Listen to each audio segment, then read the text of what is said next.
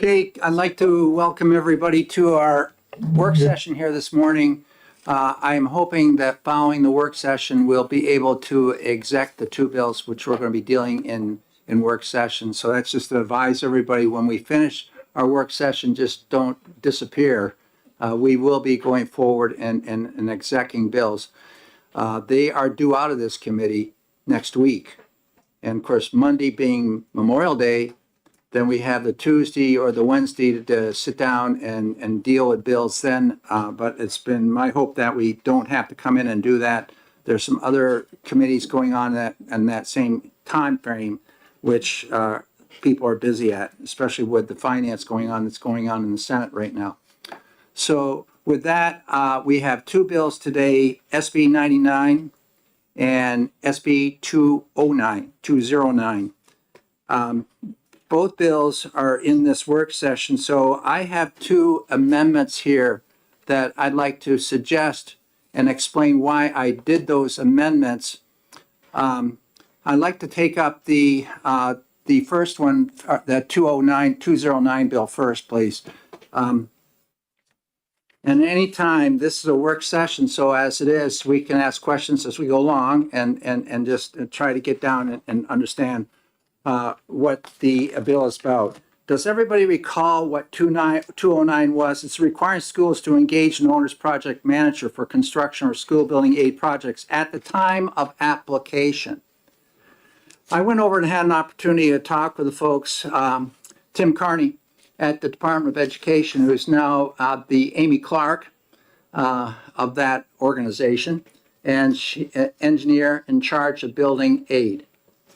And as you know, that we have not in our finance bill plugged in any dollars for new or renovation, new construction or renovation projects, which are over that $1 million range, substantial renovation or reconstruction, you might call them.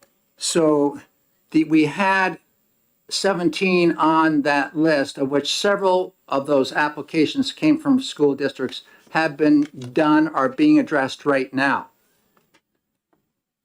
According to what I heard from Tim, the remaining, let's say it's 14, number of school districts are saying, we're just taking our names off that list. We don't foresee getting any money out of the state here for this building aid for a long, long time, and we have to look at other options and ways to get this done. To date, there's only been 4 to 5 school districts to say, keep us on the list. Concord remains on the list. That would be the next school up for school building aid. This bill that we had here in front of us, 209, is a bill which required that you engage the services of owner's project manager. We used to call that individual the clerk of the works, who would be the person that's hired by the school district to oversee the contractors, subcontractors, to ensure they're following what we want and making changes in accordance with what the district will approve. In other words, I've been involved with this myself many, many times, and you have the contractors oftentimes submitting all these change orders, which can stack up the costs of a building quickly unless you have a person that's qualified, bonded, and has to compensate, work package and all that. That is what we have in law to oversee and help the school district, help that superintendent of school, help the school boards in knowing exactly what's happening and where the costs for the project are going. So the bill said you have to engage this before your application. Well, we send the application in and you might get on that list. And if you get on that list, you might see something happen 5-7 years down the road. And you've got somebody hired that you are tentatively hired or some kind of a mutual contract or agreement, which is costly.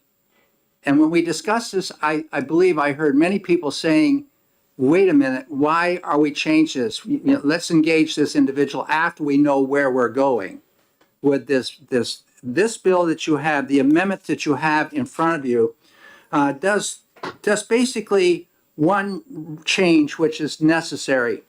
When I was looking at the school building aid law, which we have, and looking at 198.15 A, B, and C, if you look at sections A, B, they're talking about construction and renovation, construction and renovation. You get down in C, the only place where we see the word reconstruction is in C. That's the only place it's in statute, unless you start looking at rules. The 300 rules, you'll see it once there too, reflecting what's in C.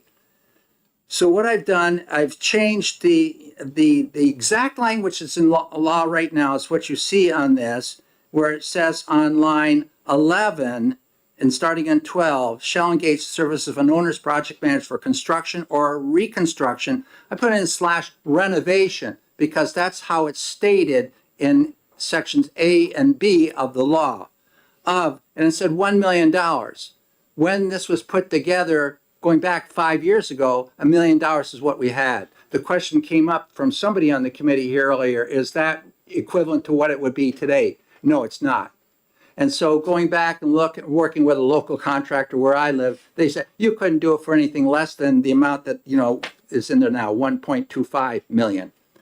And then on the bottom part, there is a sentence which we have, the State Board of Education shall adopt rules pursuant to the RSA 541A relative to requiring services, responsibilities, and qualifications for the owner's project manager. I went into rule and saw a little phrase there I think is very important.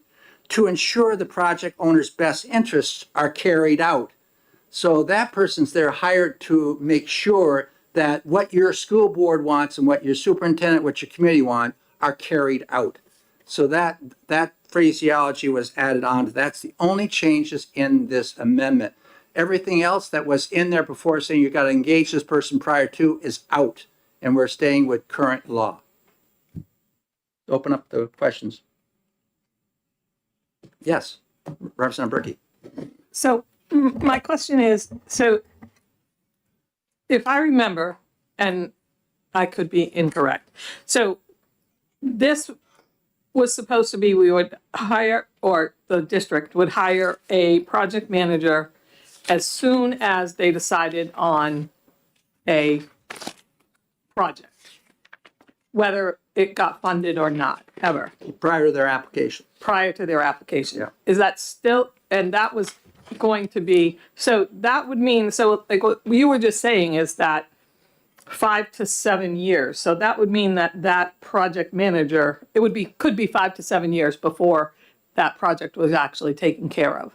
So could it be 5, then would that mean that the project manager would be employed by the district for 5 to 7 years before they actually even did any work? According to rule right now, the school district can hire a project manager prior to, like the proposal suggested. But that's not what the law says you have to do. It says you may request in rule. And the project manager's costs are 1.5% of the actual costs of the project. So if you want to spread it over those years prior to it being approved or prior to receiving it, you can do that. Or do you want to use that 1.5 to support the work that's going on? Okay, follow up. So in those 5 to 7 years, that project manager could conceivably go out of business. Yep. And then you'd be out that 1.5%. Well, maybe a portion of it. Yeah. If it's an $80 million project, Yeah, that's a lot. that's a lot of money. That is. So the amendment still says I would have to have the district. I'm thinking in terms of the district. This still says I have to hire them before I apply. No, so the Okay, that amendment, was, all right. the amendment Yeah, leaves out that change. okay. It reverts back to Okay. the law that's on the books right now. Okay, thank you. That was what I was like. Representative Spilsbury and then Representative Phillips. Thank you. Okay, then Representative Phillips. Thank you, Mr. Chair. I have two questions, probably for you. You just mentioned that the project manager would get 1.5% of the cost of the project. That's in rule. It's, okay, thank And you. to administer it can be up to 15%. That's all Oh. in rule. Oh, okay. No, that's not in statute. That's that's astonishing to me. Administrative rules. You're kidding. It And then can the- be, it and can then- be, it's just up to, so you would, have that capability of doing that. And my second question says, you said when you looked at the rules, you didn't really find anything that described what the qualifications or responsibilities of a project manager should be? Yes, they're there. Oh. One of the areas, if you look at 321.30 in administrative rules, it says the OPM, your owner's project manager, may be hired before entering into a contract for design services in order to request the school to represent the school throughout the design process, including assisting the superintendent of schools or charter school director with hiring the architect, analyzing the project feasibility, and selecting a project delivery system. And it goes down farther and explains. And there's also a definition for owner project manager in rule. Another question? So now my question is, did we even need this? Was this bill really, except for the fact that you're updating the dollar amount for the cap, did we really even need this because of what it already says in rules? It said, because in rules. That's one of the reasons. I did have an amendment which was going to put this line in there. And I did talk to Representative Luno.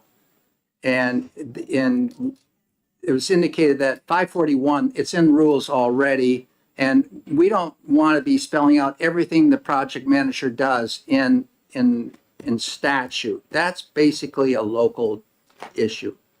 I had a project manager once, which was when I walked into a new building, who happened to be the head custodian.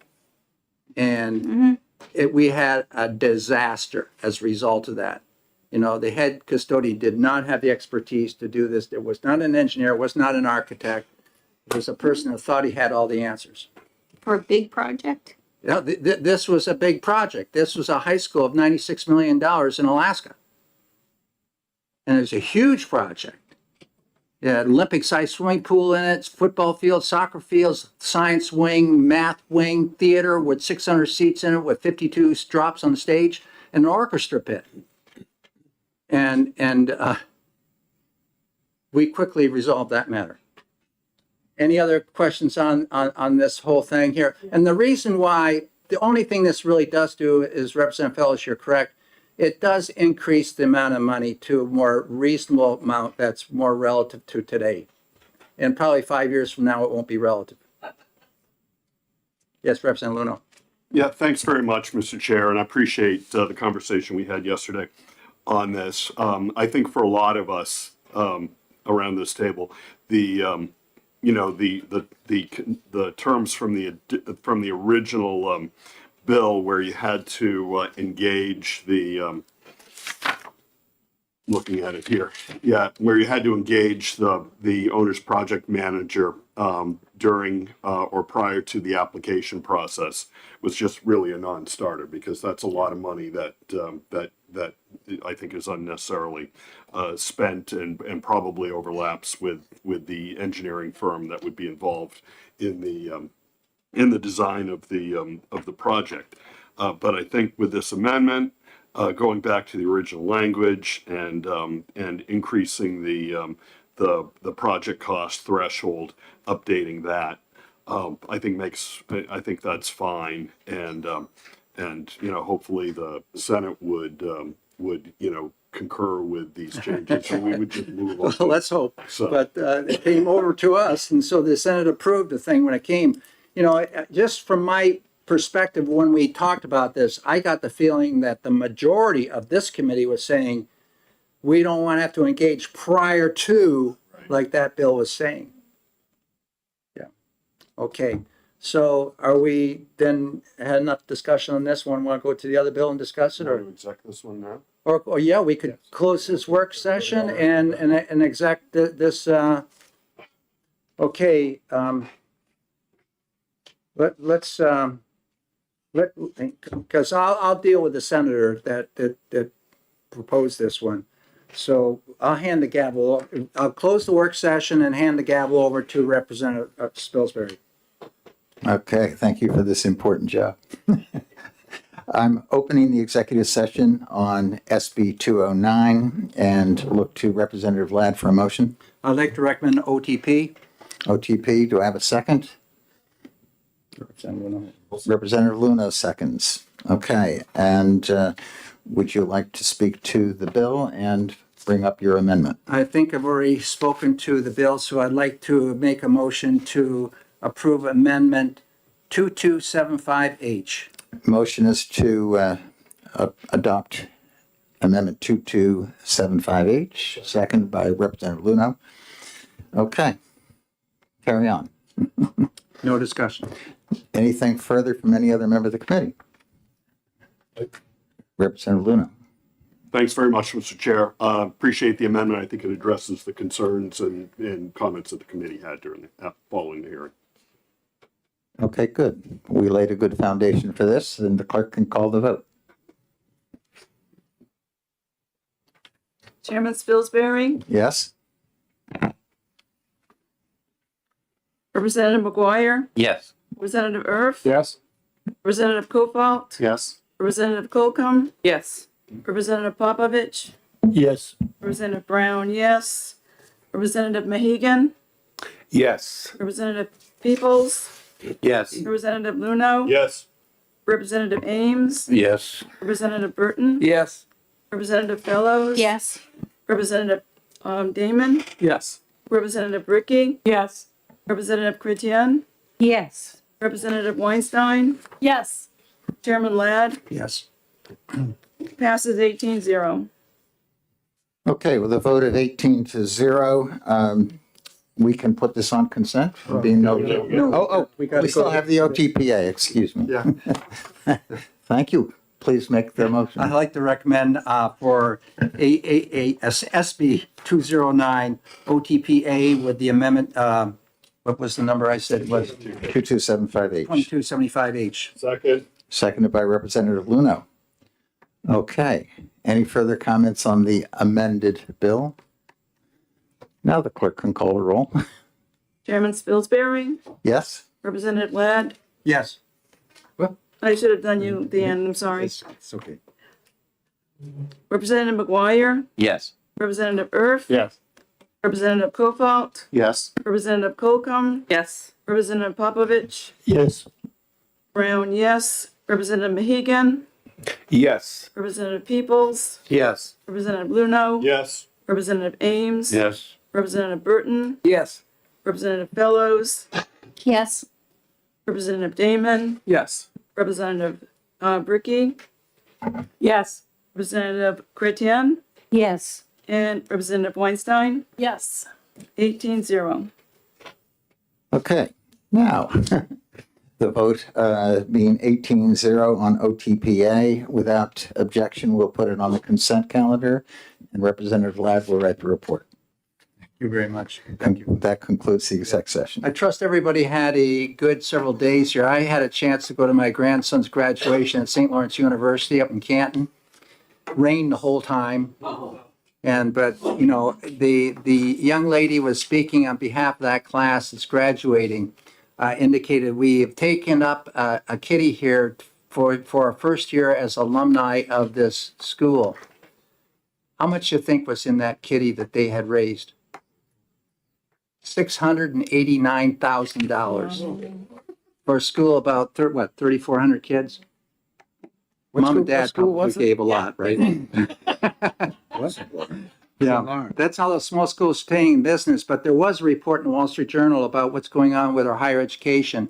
Many communities which have these colleges now are losing their economics due to the fact of the demographic going down and the costs of doing business. And it's throughout the nation that the economy in some of these towns, for example, I don't know what Durham's all about over there, Wayne, but you know, it's We're changing. it's going to impact.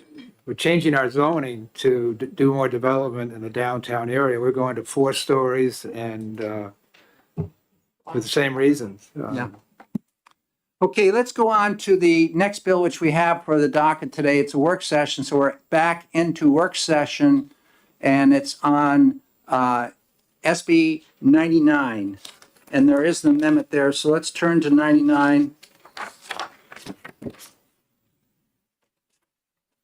And I do have an amendment here for the bill, and there were, for myself to wade through this bill as it was presented to us, and I had worked quite a bit with Senator David Waters and all those people you can see there on the sponsoring list there.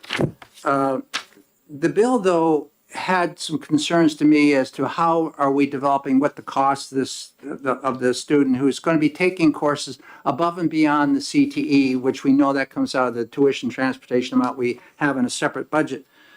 And it's 80-20%. And is it the sending school, the receiving school? That was one of the issues. Then how do we and it was the dividing that amount of money by 5 and times the number of credits. So we're paying that way. And it got pretty convoluted. And to me that was, and of course, then there were some transportation costs. Then I also had concerns too about, okay, part-time, full-time student, what's this do? And of course, I'm a real fan of athletics, but do we open up the portal like we're destructively doing with the higher education stuff right now, where kids are changing schools every year for another team that they may do a little better in? But I've seen that occur in a school district where I was in Alaska in Anchorage, where we had kids going from one side of town from Service High or Diamond High or West High to East High, where they had the hockey program. And so number one in the state every year was the one school that drew from the larger population. They had the winning team, Division I, every season. And Leitner, who went and played for Coach K at Duke, came out of West, and that's where the basketball players went to play. And so on it went. So I think that I'm a little fearful of getting into that zone as far as if you're now a full-time student coming from a resident district somewhere else, then you're going there and you're taking these CTE courses, but you're taking all your other load over there. Is that opening up the portal? I don't know, but it's a concern that we could drift that way. So what this amendment does, it mirrors what we do for the student that's a homeschooling student right now. If you went to section RSA 198.38, you open up to 198.38 and you'll see that we pay for a child that's going in homeschooling and wants to go to a high school a 0.15 of that cost of that of receiving school. That's how we figure it out. That's been done for homeschooling kids, for charter school kids, all those that are going to a CTE center. That's been on the books for years. So I say there's a model there. So if we have the students being transported over there for their CTE program or courses, we got to get that definition really kind of wound down. And Representative Bricky and I talked about that at the advisory council the other day. So you're taking courses now above and beyond, and let's say in blocks 1 and 2, that's when the kids from the sending school are coming over for CTE programming. But one of those students, or several of them, want to stay for block 3 or 4 for the academic course, which they're going to be taking. How does transportation work for them? If there's a CTE bus there going back and forth, yes, we'll take it out of that 10 cents per mile per pupil that we allocate for CTE transportation right now. But if it's not, then it's going to be on the shoulders of the student to figure that transportation out, as it is for the homeschooler right now, unless they're in a district where there's transportation that they can hop onto a public school bus. So this bill right here treats the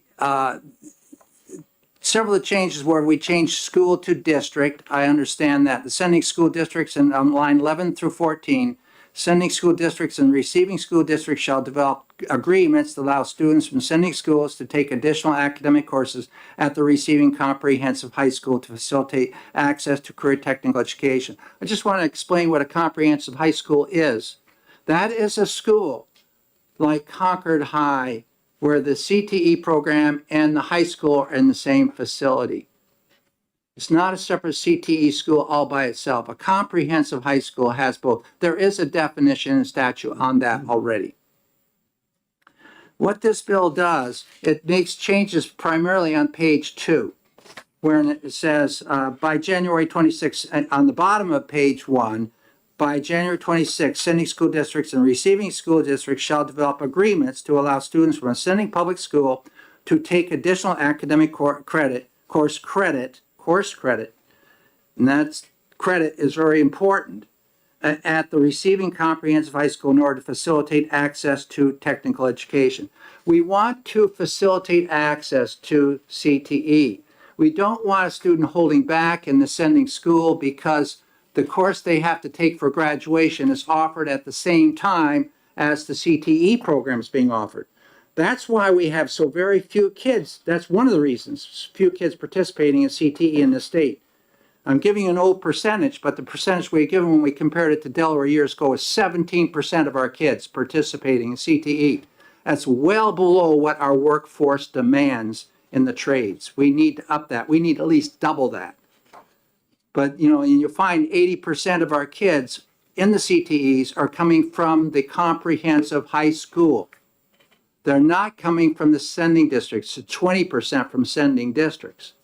And then there's limitations of transportation, and I hate to say it, but seats that are available in, or transportation, the sending districts have been known to cap their students simply because of the costs. And so that's not providing equal opportunity for our students.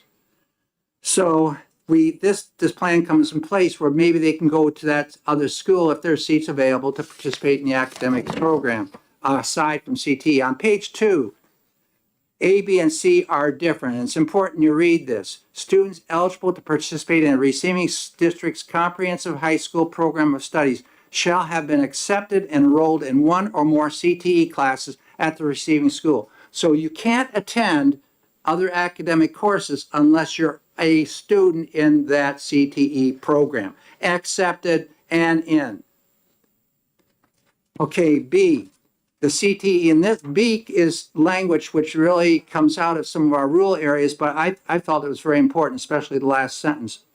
The CTE Center shall provide program information to potential students within its region, listing admissions requirements, employment opportunities, and other relevant information to assist the student in making a decision to enroll.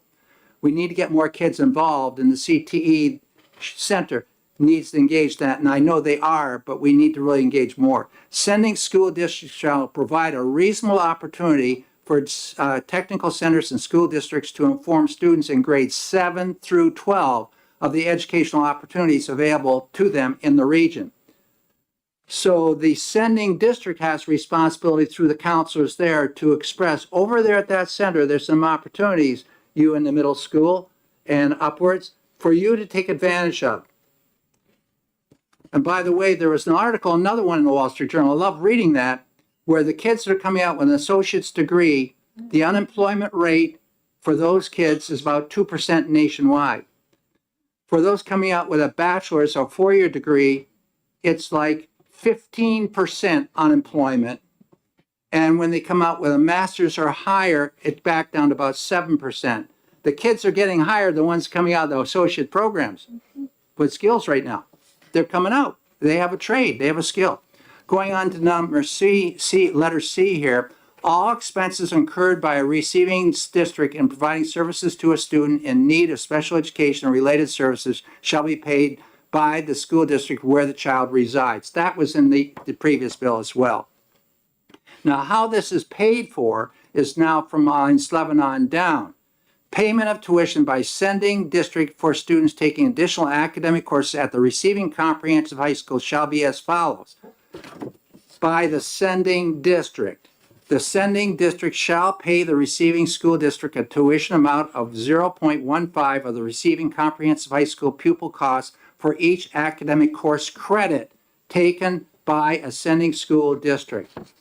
So it's really defining how this is done, and it's by the credit, and it's at the cost for that receiving school. The other way it would work is if you're a sending district, which has it's costing less, you would be not paying what it actually costs that receiving school to provide that course. So I believe it should be the receiving. That's the way we do it right now for CTE programs. The CTE center can decide whether they're going to have anywhere, Steve, somewhere in 20 to 40%, is that correct? Of that cost. Going down to number 2 here, funds to pay the cost of tuition shall be distributed to the receiving school district in accordance with the RCTEA agreement. So it's up to the local region to decide how the funds are going to come in, quarterly, annually, or what. In no case shall enrollment in courses that are not part of the course of studies of a technical education program be reported as CTE enrollment or eligible for state reimbursement. So courses taken above and beyond the CTE, you can't get, it comes from a different pot of money. And the state monies for tuition and transportation will not cover the academic costs here beyond the CTE program, that $9 million, which we allocate each year. Item 3, the sending school district is not required to provide transportation for a sending district student taking academic course credit at the receiving comprehensive high school if CTE provided transportation is not available. Payment of tuition and transportation associated with access to career technical education centers shall be in accordance with the RSA. So that's how the whole bill has been modified. None of what you see, practically none of the previous bills in there, other than the portion where the CTE costs or the academic costs for the special education are that of the resident district, as this with the CTE as well. So that's it. I'd be glad to take any questions. Yes, Representative Luno. Thanks, Mr. Chair. So I want to go to section 3, where you're talking about the courses that are being, I guess, paid for on a tuition basis by the sending district.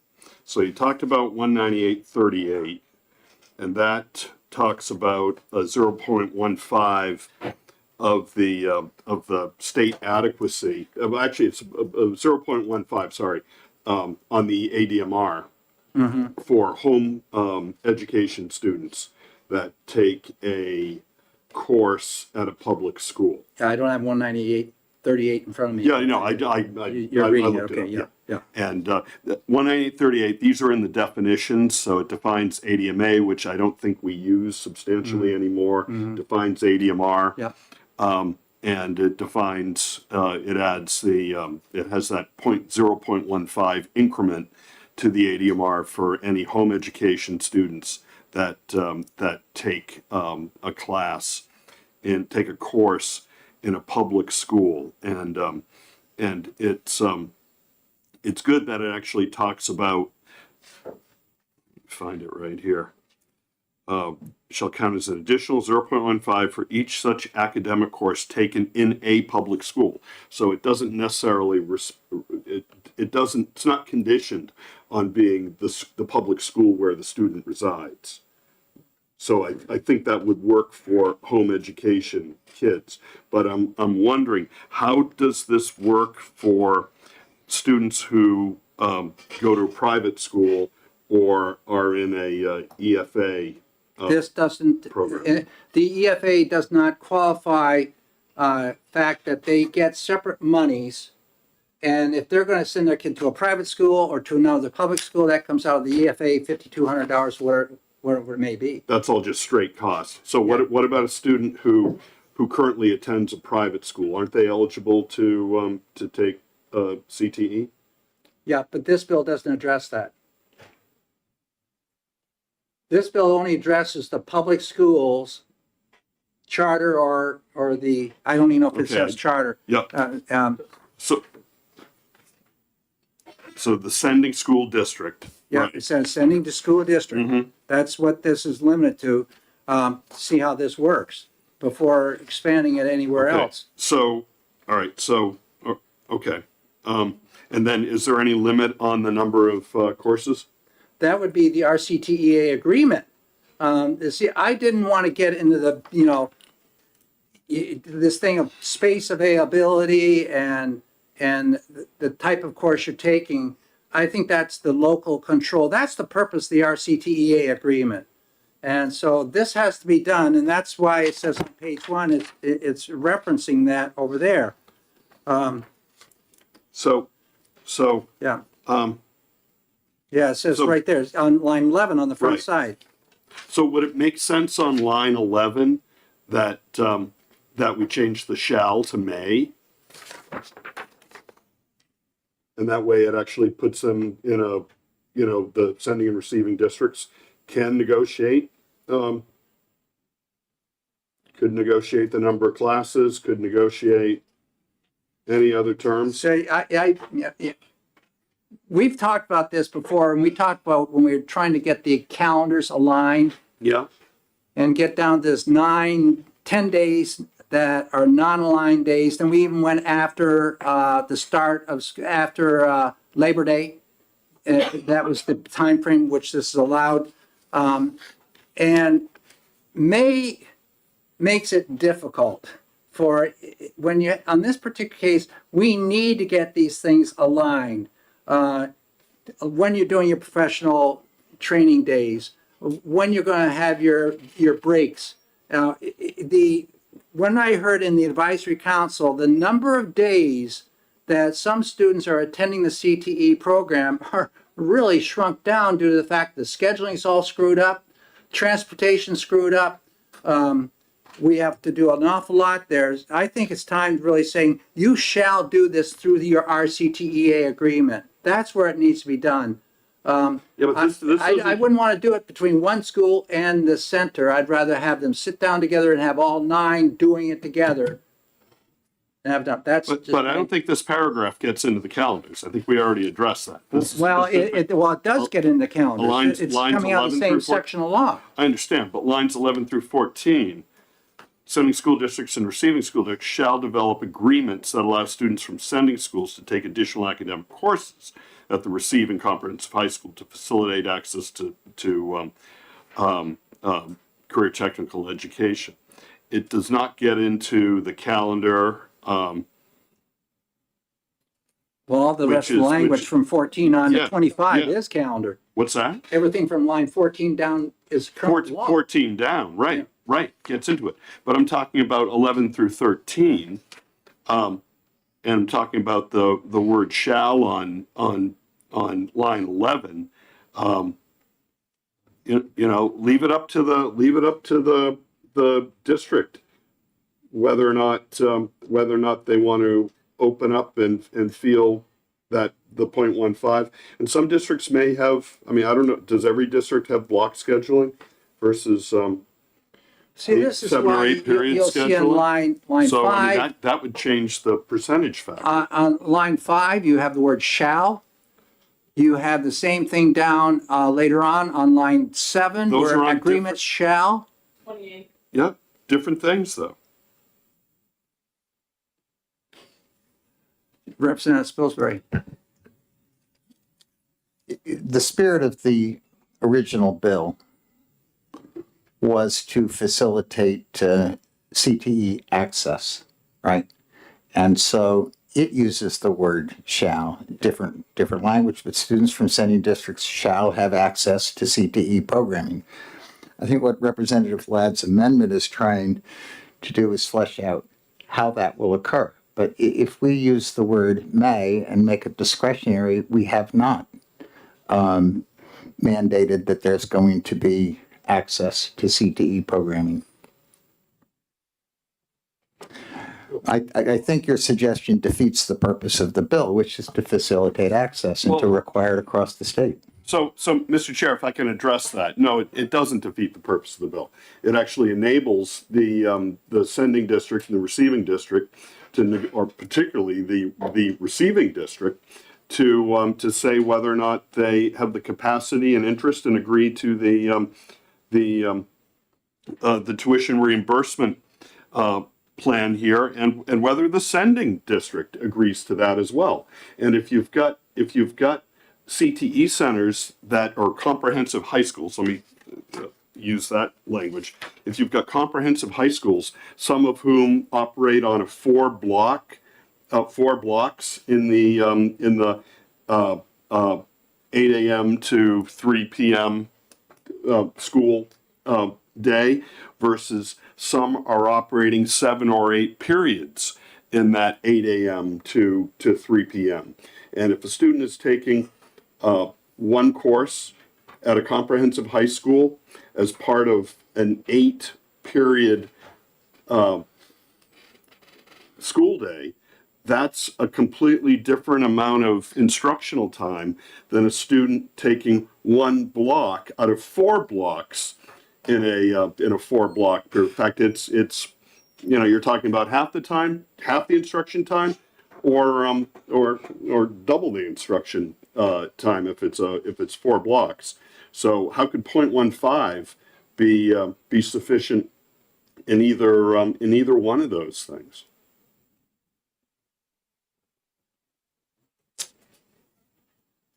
And why not leave it up to the receiving and sending districts to negotiate that? Because this puts both districts on the hook.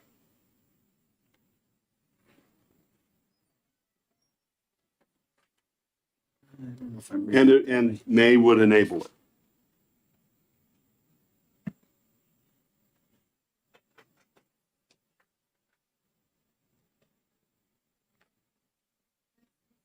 Yes, go ahead. So I have concerns about this part too. On line 29 on the first page, I think if they're going to develop an agreement, I think it's important to say that it's an agreement that refers to available space so that it's clear when they go to set the rules that a sending district student can't displace a receiving district student from taking a particular class. And on 28, I think if it's necessary, I don't know the rules related to making the calendar, the schedules mesh. I don't know exactly what's going on with that. But if it's something that needs to be negotiated, then January of 2026 would be too soon to let them make any changes to the schedules, if that's what they want to do. That, let me speak to that, Representative Fellows. That the business of the schedules is something that the advisory council has been looking at for how many years, Steve? Forever. And, we have differing schedules everywhere you go and schedules for teaching these courses. For example, in my situation, a course over in Vermont is an hour and a half in length.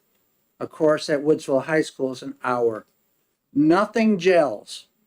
And so the kids are losing right there.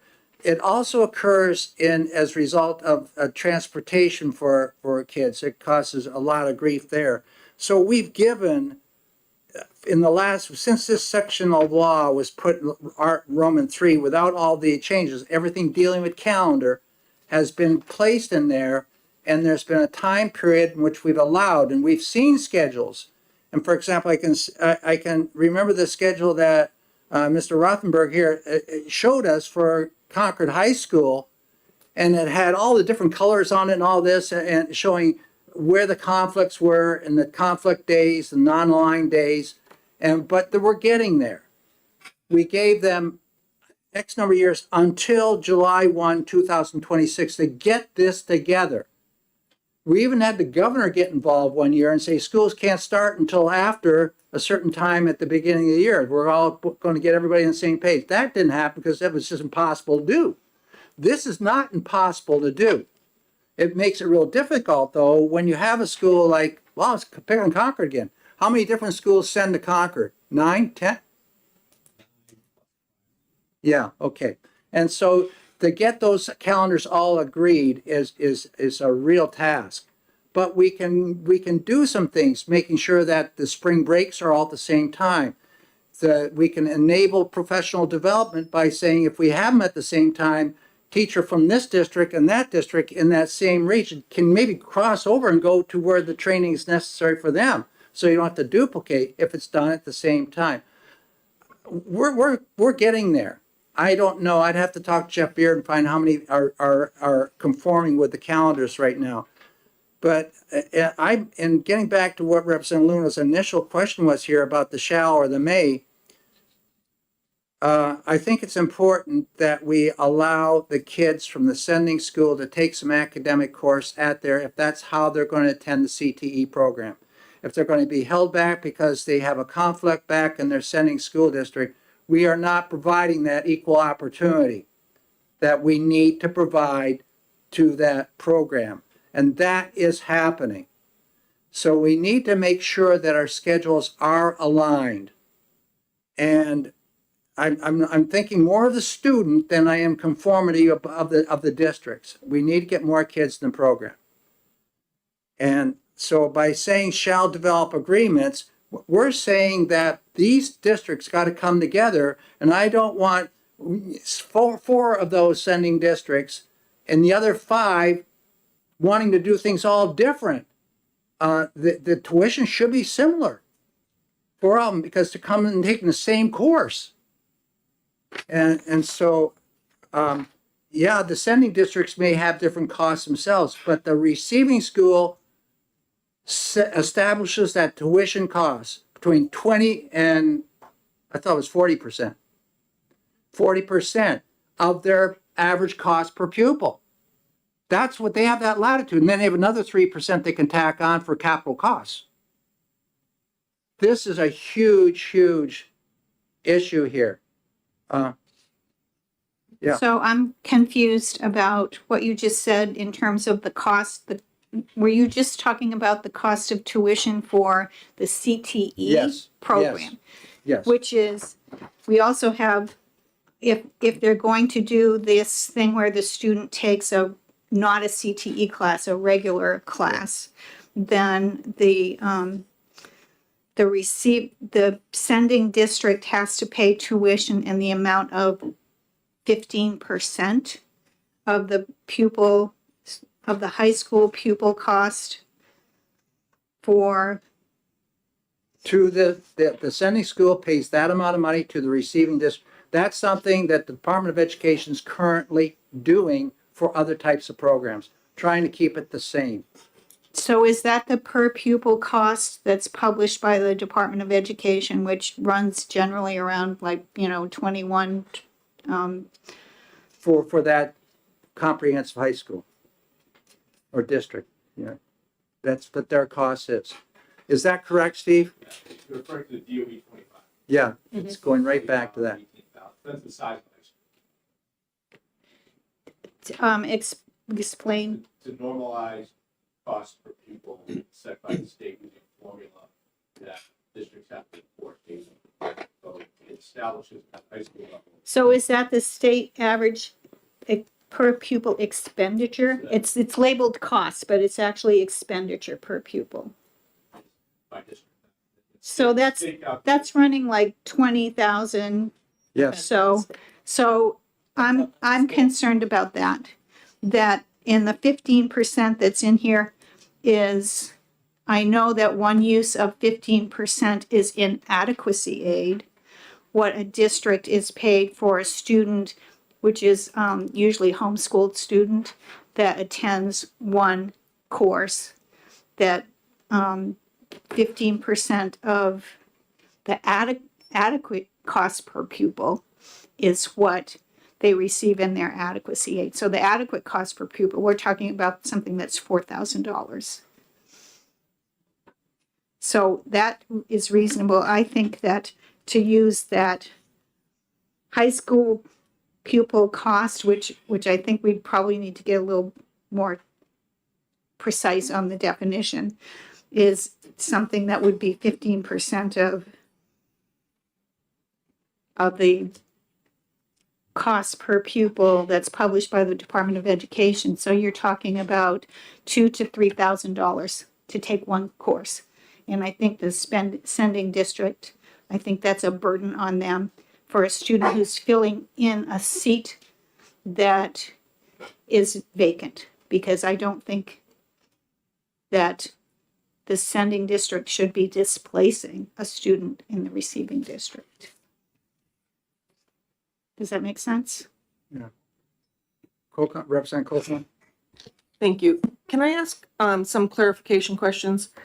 Currently in statute, it says 15% per course, and this says 15% per course credit. Is one course equal to one credit, or are there multiple credits per course? We have a principal here, the ex-vice principal of Concord High School, Steve. Think of like traditional high school being year-long course, be one credit. Yeah. So students have a semester course, we have. Now they common struck these things. So good. I follow up. Year-long English class. The language can be tightened up a little bit, but that means that's the spirit of the language, one credit. So if they took a semester class, they would have credit. Thank you. Now, One more question. Yeah. Thank you for that. Thank you for the next question. So we're talking about the cost per pupil. Cost per pupil has a delay that we get from the DOE. So the cost per pupil, in my understanding with the DOE, is on last year's cost per pupil and not the current year cost. Is that the intention as well? It would be the same, yes. Thank you. You're welcome. Representative Luno?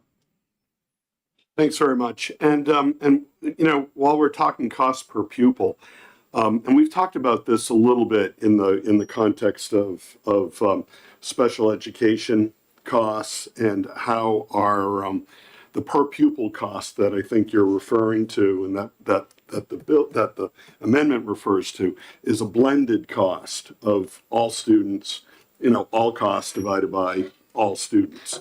So, pardon? Not all costs, not transportation, not food service, potentially not capital costs or debt service, but other operating costs divided by all students, including special education costs. So the cost per pupil that Representative Fellows was referring to, the approximately 21,000, that's a blended cost of all students, not just, and I'm not a fan of the term regular education and special education. It's all students. Now there's a provision in Representative Ladd's amendment here that costs associated with special education be paid for directly by the sending high school. So why would the tuition cost, the 0.15, be on a blended cost which includes special education costs, and why wouldn't it only be calculated on the regular education costs? And if we take a look at New Hampshire's numbers, so this is not just specific to Concord High School, but specific to New Hampshire, if the blended cost that Representative Fellows is referring to, the $21,000, if we isolate that in terms of regular education and special education, the non-special education cost of that is about $16,000. And on top of that, for special education, would be $28,000 per pupil. So what I guess the question would be, if the sending school district is already on the hook or would be on the hook to pay all special education costs associated with the student, why wouldn't the tuition then be based on the non-special education per pupil costs as opposed to blended costs? It's a question.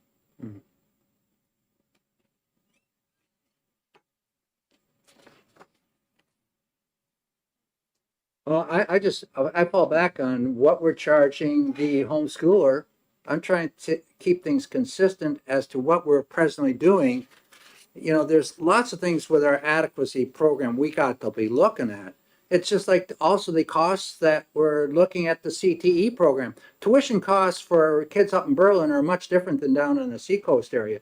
Probably about a difference of $3,000, as high as $7,000, and then you might have, you know, the cost to attend the CTE only $3,000 elsewhere. That's a local decision. So I think that the costs that we're talking about, the 0.15, when we had this discussion with the homeschooling issues and how many periods per day are the academic periods? And that's what we tried to figure it out, because how long's a course take? If it's a block, it's longer than maybe in a 7-period day or a 6-period day. Yeah. So there's different ways of calculating this. I'm just trying to get away from something that's a little bit different than what was presented to us in that bill. And I think this gets it closer to resolve. I'm not saying this is the answer, but it certainly, I think, is a lot cleaner than the original bill which we had. Well, then maybe we should look to retain it then. Yes. That's a possibility. Yeah. Reps, yes. So just a couple clarifying questions. Are all CTE centers located in a comprehensive high school, or are some standalone? There's some that have programs like Jeffrey. What There's a couple that are sort of. Yeah. But by and large, Okay. Nature School Technology, its own entity. SST, In- its own entity. Okay. But by and large, most of them are physically housed, part of the structure of the Thank you. So then so that's my follow-up. How would that work for like an SST type of situation? So Newmarket, and where I'm from, we send our students to SST in Exeter. So could those students also take classes at Exeter High, and wouldn't that be a conflict or have the same issues perhaps that you would have going back and forth to Newmarket from Exeter versus Exeter, the CTE to the high school? Is that, Yeah, it raises sense. another question. and why would Newmarket be on the hook, I guess, for that opportunity? Okay, To put a little structure to that, Exeter High School kids are not sent. Yeah, right, well, you're trying to parallel the Newmarket student who is not attending Exeter High School would be in this, whereas the Exeter High School kid would not. So the Exeter High School kid is no different than Concord High School. The Newmarket kid would be. My question though is for the Newmarket kid, why it's not necessarily any easier for them to attend classes at Exeter High than it is to Mr. go back to Chairman. Newmarket. Point of order. Yeah. If Mr. Appleby is going to be speaking, perhaps he should be at the no, microphone. that's not Mr. Appleby. Oh, That's sorry. Steve Rothenberg. Rothenberg, sorry. Mr. Rothenberg. You'd like me to sit there and load up? Come on up, Steve. Mr. I decided to first, but. Just for everybody's understanding, Steve used to be the vice principal of Concord High School, the director of the Concord High School CTE program. He's been on the advisory council for umpteen years, and he has been involved with the directors of CTE in the state here. I don't know how long, Steve, and now he's in private business. Please push the red button. Yes, that is correct. Okay, are there any further questions which may go to the technical person right here, Representative Fellows? So, I don't know this area very well, but the CTE, the centers, the technical education centers that are self-contained, like the one in Manchester, my understanding is that they have a lot of the just general education courses there also. So why would we need to exclude them from this plan? And say, because we're saying it's only for the comprehensive high schools. Can you explain what you mean by excluding? Doesn't this say that the tuition agreement, it only applies to the comprehensive schools, comprehensive technical education schools? Yeah, we're talking about courses that are not within the umbrella of CTE. everything else is going to go outside that and come from a different pot of money. So do you understand what I'm Yeah, so saying? you're referring to Manchester School of Technology, which has a high school, let's say half and half, lack of a better saying, built into it. So there's students who go to Manchester School of Technology who technically are going to a comprehensive high school, starting in ninth grade. And then there's on the other side of the fence at the same building, you have a career and technical center. So I just want to clarify, that was your, and then you're asking.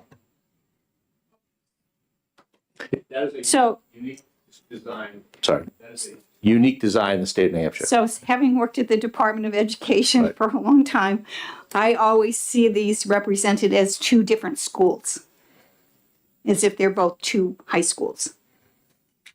But, okay, are they all like that? No, Manchester School of Manchester School of Technology, for one entity, is a very similar to Concord High School. It's a high school with CTE access, but they also have students who just see them as a CTE center.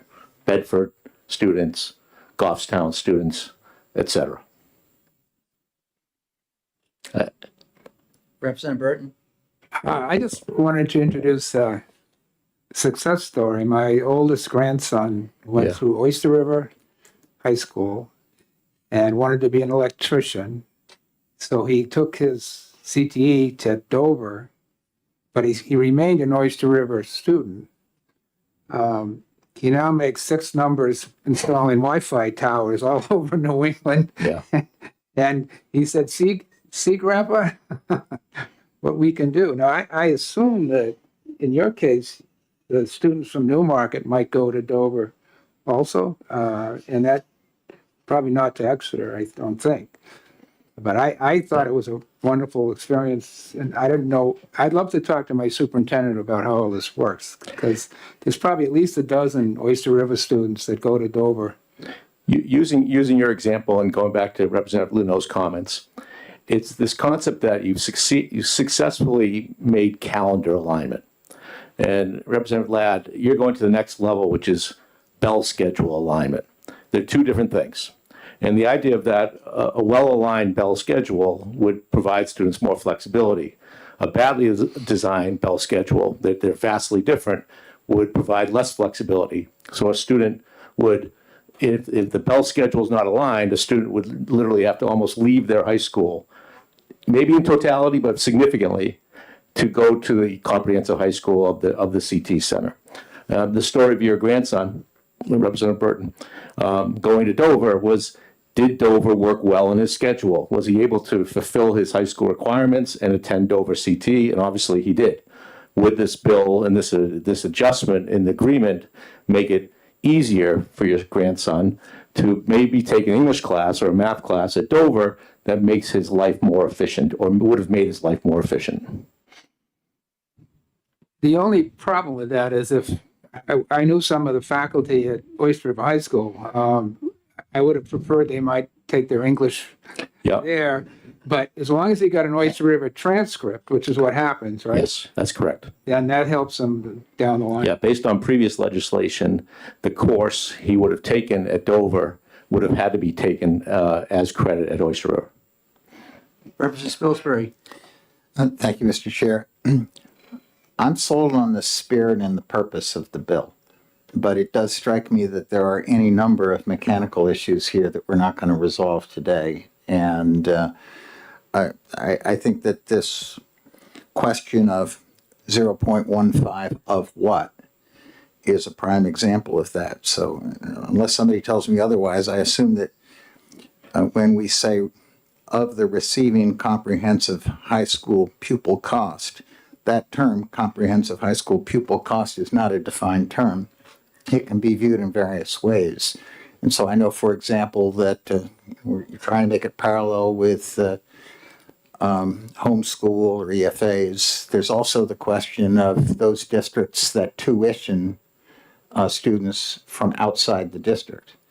And I was quite struck a few years ago when I was working on withdrawal complications with Fall Mountain, that the tuition that Fall Mountain charges to some nearby towns, students from, say, Leominster, or Goshen was less than 3/4 of the per pupil cost. So I think that we have a bill here we need to retain. And I mean that with the spirit of trying to work out the mechanics. Further discussion? Yes, Representative McGuire. And thank you, Mr. Chairman. So I'm also like Representative Spilsbury, think that the amendment moves in the right direction and so on. But I agree with Representative Fellows that the receiving school should be limited to the number of students that it can physically accept, right? And I don't see anything in here which says subject to capacity or some language like that, right? So that needs to be in there as well. Further discussion? Yes. Thanks, Mr. Chairman, and thanks for being here.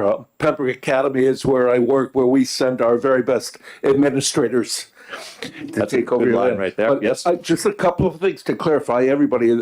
I would like to speak to the priority of this bill, understanding the limitations, because this sounds like it's in the spirit of treating every single kid as a special needs kid. I had students that were leaving my French class to go to CRTC and could not continue doing French. There was conflicts with AP programs where the tech was actually preventing them from taking what they really needed was the advanced classes they were in, but they couldn't do it. At Pembroke Academy, we have an 8-day Monday, and we have 4 days, Tuesday, Wednesday, Thursday, Friday. So we have an A-B schedule then. And that's the way it works. What's awesome is the flexibility that the students learn, because Monday is different for them than every other day. And the workarounds are amazing because the children learn flexibility and they learn to adopt to that.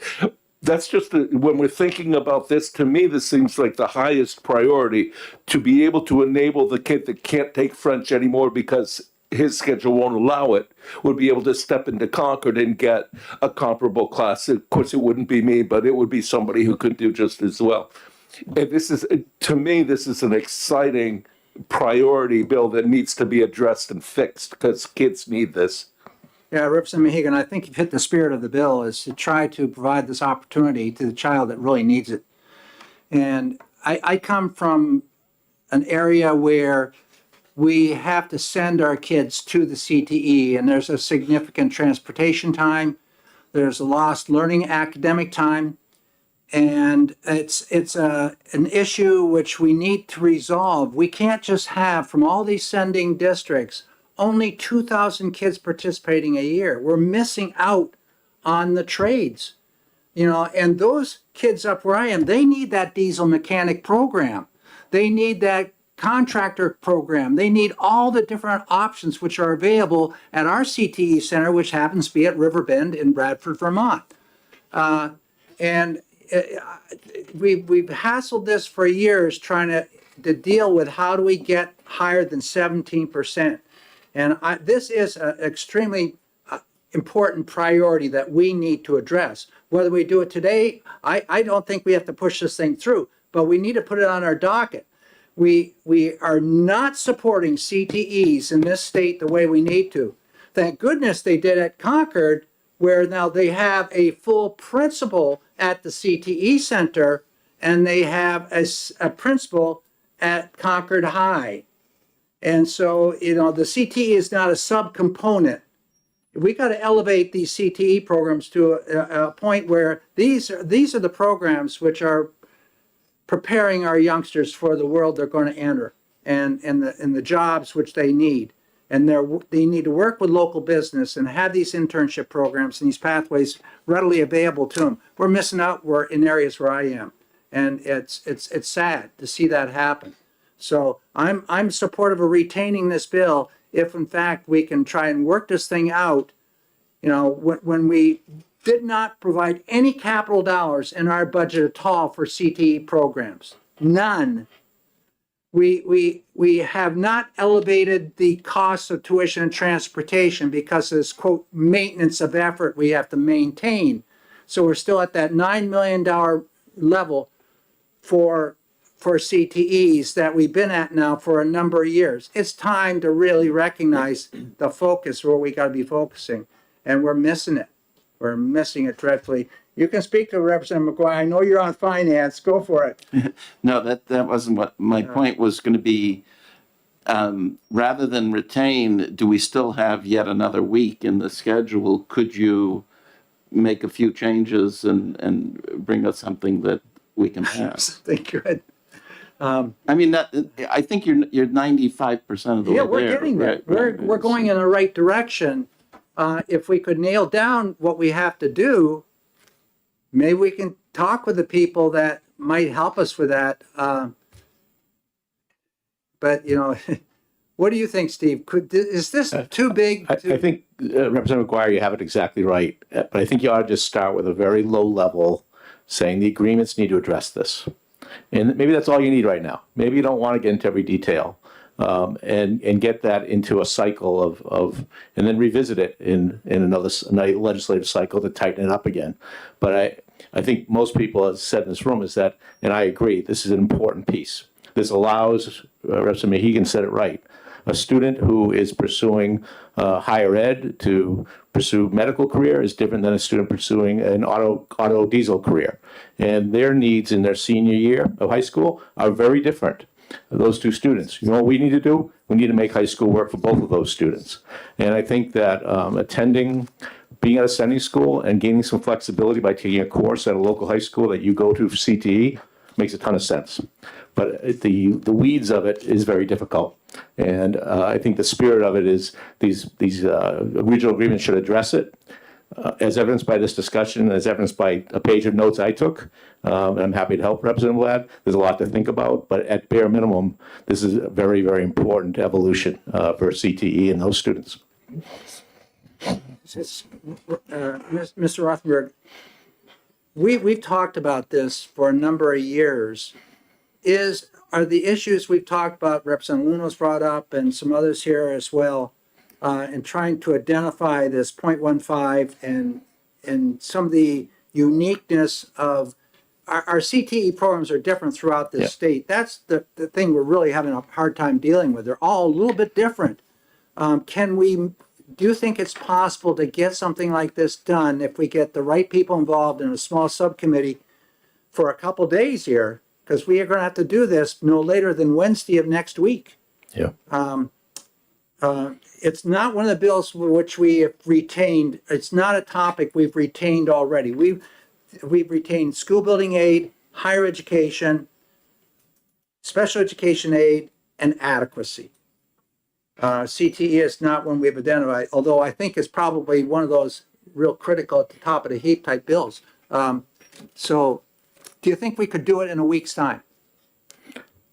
Yeah, I think you could. I think that, but you can't overshoot every minutia detail. Somehow you're going to have to. Quick example, I'm doing some work up in Laconia and Tilton right now. Their regional agreement addresses this already. They essentially say if there's room in a class, a student can take it. So it shows how people are working together. Concord and Salem don't have it in writing, but they allow a student to take a class. I think there's a whole spectrum in the state, and to answer you where it is. Representative Popovich. Thank you, Mr. Chair. I just wanted to suggest if we are going to try to amend this in a week, it would be extremely useful if everybody on the committee who has an issue with a bill that they feel needs addressed would make sure it's clearly stated so you can try to address them or not. But I just don't want to end up with people maybe not saying something now and saying something in a week. So could we have like a last call of grievances here that may need to be fixed and, Okay, and we'll have a last call here, and Representative Brown's going to take real good notes for us. Representative Luno. Thanks, Mr. Chair. I want to get back to what Steve said, that yes, this could be done in a week. So today is May 20th, and next week, what's the Monday? Yeah, we got Memorial Day. I know there's not a whole lot of time left in the school year. I mean, are we realistically talking about having a study, a 1 or 2 day? I mean, I guess it would be Tuesday, Wednesday. Tuesday, get it done, Wednesday, exec it next week to consider all these factors, get input from CTE principals, CTE directors from across the state, while we're in late May during a holiday week, and do so in a way that can move us forward, where everybody is nodding in agreement. Yeah, this makes sense. Yeah, this makes sense. We've got school boards, we've got directors, we've got building principals, we've got superintendents, we've got the end of the school year, and I mean, you know, typically this legislature studies important bills in the fall. And I'm not saying that we need to turn this into a study committee. I'm not saying that. But to get it wrong is Well, not good. I think what we gotta Or do to is- not include enough voices in this with experience, I think would you know, not be doing a service to our public schools or these CTE kids. So what Representative Popovich just said, can we get a list of what our questions are right now? There's many, and I've heard, well, we're 95% of the way here. All we have to do is figure it out. Is it the 15%? Is it the costing? Is it availability of for all the different unique situations we have within the state here? I you know, in all the years I've been here, there's been a number of bills. Concussion injury was one of them. When we initially got into that, we had some folks come in from the NFL, and we had others discussing, here are the issues.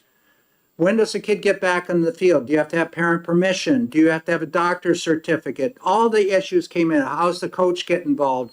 You know, do you lock the kid up in a dark room for a whole year? You know, we gradually, over a course of 3 years, refined that bill, but we saw there was an imperative need to get something on the books initially.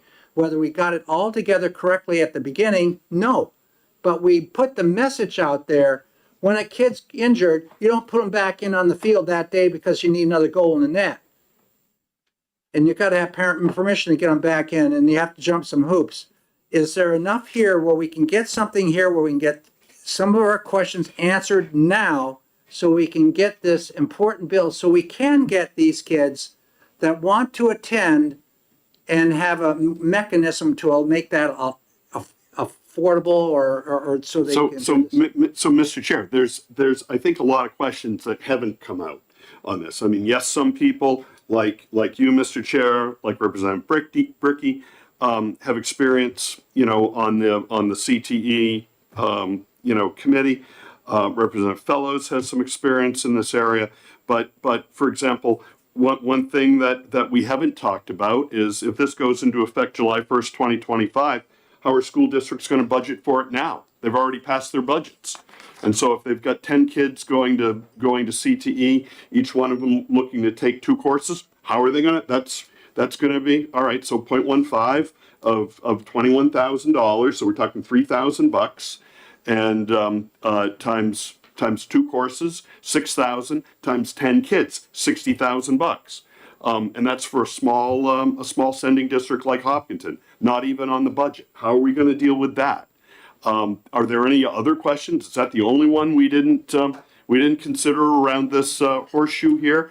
And you know, I suspect if we were able to get 3 or 4 of you know, Mr. Rothenberg's colleagues to come and take a look at this, you know, read it in advance, be prepared for it, and be prepared for a productive discussion, that we might be able to make some headway in a couple days. But I'm not sure how that's going to happen next week. And Go ahead.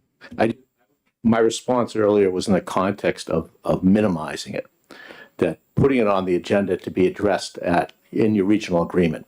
It didn't get into the weeds of every single detail. And I think that if these towns can address it, they could create release valves. Your assumption that once this thing is set up, you could have a $60,000 expense to Hopkinton needs to be addressed at a local level in that regional agreement, that there needs to be mechanisms to make this reasonable. And I think you're absolutely correct that the weeds of it could not be addressed in a week. There's no way, but could minimally be addressed to be put into that regional agreement. That mechanism needs to be set up for a student to take a class at a receiving high school. That's the scope of my answer. Any further? Maybe the May gets you. Yeah, the May. Representative? I would just point out, if that's a concern, the July 1st, you could change it a year, but that's one of the other things that we could change, but still get it into law so that the process of people getting together and working things out starts to happen now. Yes, Representative Healy. Yeah, I think that Representative Luno's concern is important, and what Representative Earth just said. If we move the 2025 date to a 2026 date, the budget process is going to begin in the month of June. And so they're going to be able to look ahead, and they'll be able to prepare adequately in advance. If we just change that one thing, just the date, it will make it more possible. Representative Phillips. So a lot of this is, the biggest problem I see with this is the scheduling. And I know that that's been an issue for like a decade or more.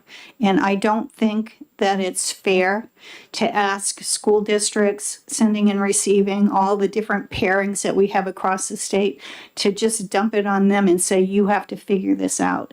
Because if you have if you're a receiving school, the tech center, and you have students coming from more than one other high school, and their transportation times are different to get there, that is an enormous problem to try to figure out how that would work. And I think that that's why we haven't seen that this problem has already been solved. It can work for, one school, but it's not going to work for another school. And I think to downshift this problem and say, you just figure it out, is not fair unless we can provide some kind of recommendations and support on how they can get this done. And one of those things might be something like using technology that we have available. Can the students take, VLAX courses to fill in, and the state maybe will pay for them, things like that. I think we have to get everything on the table to see how to solve this problem that's been a problem forever. Okay, any further suggestions? If we were to not to retain it, but put this off for a week, are there any other specific areas you would like to have us look at other than the 0.15? And the date, Representative Ames. Well, I'm not going to directly answer that, but my contribution is as a person who probably has less knowledge than many in this committee on this particular issue, and what I've gained from this discussion is the knowledge that this is complicated, and that there are many aspects to the problem and some of them have surfaced here, some have, I bet, have not, and that much as there's clearly an interest in getting something resolved quickly, the time is not that's available for this bill, for disposition of this bill in a final way, there's not enough time, I don't think. So I think that the way to go is to retain it with a clear understanding that we're going to get this job done in the fall, because we're not going to be able to do it before then, and set up either a subcommittee or a committee of the whole is what I would recommend, and get it done, and it's going to, we always like to believe that we can get something completed and voted on and approved and all that. So, but it's harder than that, but maybe we'll get there if we take a little more time on it and get a good job done. Okay, yes, Representative McGuire. Thank you, Mr. Chairman. So I disagree with this the delay stuff. I mean, a retain is adding 1 year to the bill, and the students would be their lives would be improved by this bill by being able to take other classes at the place where they're doing CTE, and so. I'd rather not. This is a bill that's already had 2 public hearings. So if there's concerns from people running these kind of programs, they had ample opportunity to bring those concerns to us. And so I think with all that needs changing from your amendment is little bits of tweaking here and there, right? The idea about the capacity. The definition of the funds and those kind of things. And I'm willing to let you work on that for another and come back next Tuesday and vote on it. I think there's no reason to have more delay than that. Representative Bricky? I would say that yes, Senate Bill 99 did have 2 public hearings, but this bill differs, or this amendment differs from the bill that was proposed. And so saying that it had 2 hearings, yes, but not yes. So I agree with Representative Ames. I believe that we should really spend a lot of time on this. It's an important. You're right, it is important to students, it's important to all students. I know that there are a number of places where they do allow students, the CTEs do allow students to take courses at the high school. But I believe that being on the advisory committee, I've only been on it this year, so I know I don't have a lot of experience on it, but I think it's really a good idea to get it right, and I would like to see us retain it also. Representative Luno? Thanks, Mr. Chair. So, coming to the floor on Thursday, we've got a bill that we talked about, CTE lab fees. And this committee recommended at ITL. I learned some stuff yesterday. I talked with Chair Ladd about it yesterday. That some of the while the lab fee bill was well intentioned, and it did go down party line on here with a ITL recommendation out of committee, that it's got some unintended consequences associated with it, such as unexpected expenses on the part of the sending school district, and it could even, with those costs, could actually limit the number of kids that a sending district might want to be able to enroll or budget for to take CTE classes.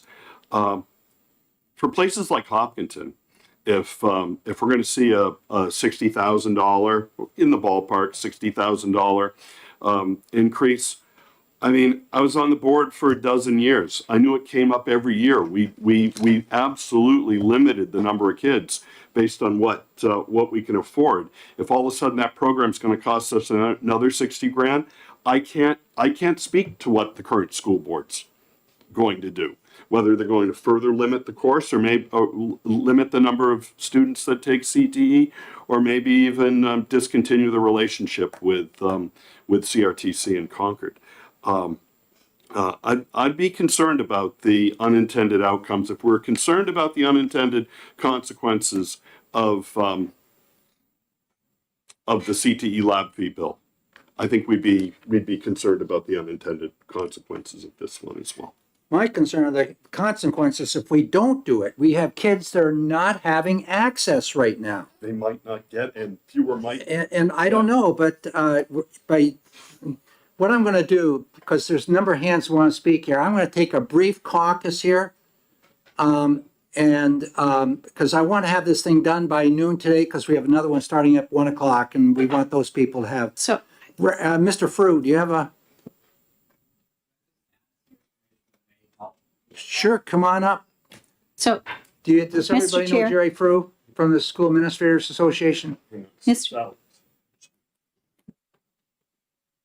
That chair's big enough for two there, Steve. I don't want to sit next to him. We go way back. Just a couple of points to bring for consideration of your conversation. The staffing considerations for next year, for the 25-26 school year, are already complete. Student course selections are already complete. Budgets are already complete. Transportation plans, which when you alter a CTE schedule agreement, impact the complete district, not just the high school, because you have multiple tiers of transportation. And so this is a very well-intended piece of legislation, allowing kids access to courses in schools that work for them is a well-intended piece of legislation. The logistical components of implementing this for the 25-26 school year are, I'm not going to say, I will say nearly impossible at this late point in time. And so I don't know that a decision 1 week from now is going to help. Certainly, superintendents, CTE directors, regional agreements can work together to address this over time. Regional agreements are being developed. I understand there are different phases of regional agreements. Everybody's in a different place. And so I think that something like this certainly lends flexibility to kids. I was working in Exeter at a time when SST in Exeter was attempting to do something very much like this, to offer core courses at SST for access to the kids who came from Newmarket, from Raymond, from Winnicott, from different communities around. It's very, very difficult because you've got three juniors from Newmarket who may need English, and you may have 2 sophomores from Raymond who may need English, but that's not the same course, right? So there are a lot of complexities around this that have to be worked through. So just suggesting to the committee that a decent runway of time is going to be needed to take in all of these considerations and each different region is different. There are different demographics, there are different expectations, there are different levels, quite frankly, of cooperation between CTE districts. So I'll stop because I know you want to do the noon thing, but I just encourage the committee. This is good, well-intended work. Let's get it right. Let's make it work. Thank you. Thank you very much. I know your son was involved with this. Wasn't he the one that went to a CTE program or a 2-year degree, or I can't remember if it was. No. Oh, you're the fellow that came before you. I did have children who attended the CTE program there. There, okay, that's what I'm trying to, yeah. All righty. Okay, we're going to take a short. I just wanted to put 2 things on the list Okay. with no discussion. I'll add it. So on page 2, it's on line 4. That's about how information has to be made available about the programs that are available in each of the systems. I think that there may be opportunities to kind of do that and put everybody's program and descriptions in the same place, maybe at the Department of Education website. So that's one issue. And the other one is on the second page, line 9, that has to do with special ed. Just the fact that it says all expenses incurred by the receiving district, because I don't think they should incur anything. I think it should be like with the charter schools, that it's just the responsibility of the sending district. Thank you. Okay, we're going to take a break here and we'll come back probably in about 10 minutes because we want to get out of here by 12. Okay.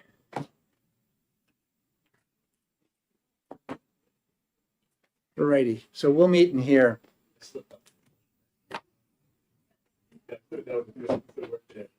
See, we're going to be meeting in caucus.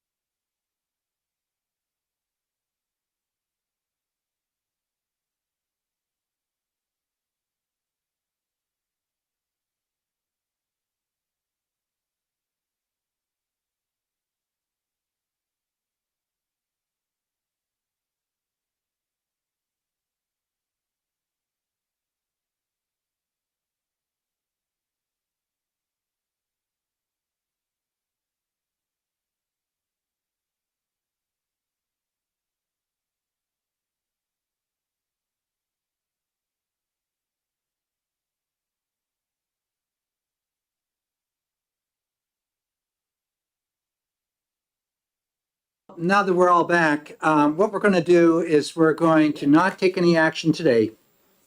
And we're going to come back and we will have a meeting for SB 99 here at 1 o'clock on Wednesday next week.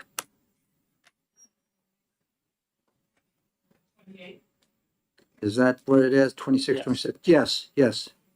1 o'clock on the 28th. Finance, you said meets in the morning? Yes. Yeah, okay, so 1 o'clock in the afternoon on Wednesday. All righty, so that will take us to the bottom of our agenda for today. If anybody, for this morning, yeah, well, yeah, we have a subcommittee meeting starting up at 1 o'clock dealing with the special education catastrophic aid. So for those people that we're gonna take a break, come back at 1. For everybody else, thank you very much. Got 50% done today. It's not bad. You know, if you're batting 500, you're paid big time in the majors. So we're there. So thank you very much. No, we're going to be looking specifically. I got a sheet in there I want us to look at and start looking at potential costs if we start shifting this thing around. We got to get some answers from DOE. We need answers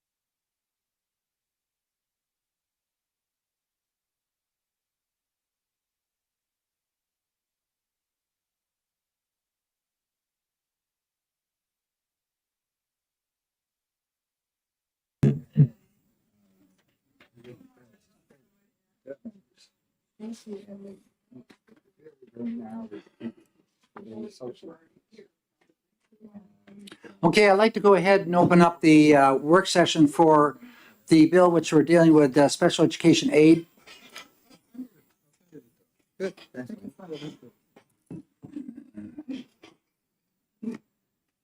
What's the number of the bill we're dealing with? 742. 742, yeah. I'd like to welcome Rebecca Fredette. I see in our audience out there. Welcome. What I'd like to do today, and just what we've done in the past, we've had HHS in here, and we had Henry Lippman explain how Medicaid works, or sort of works.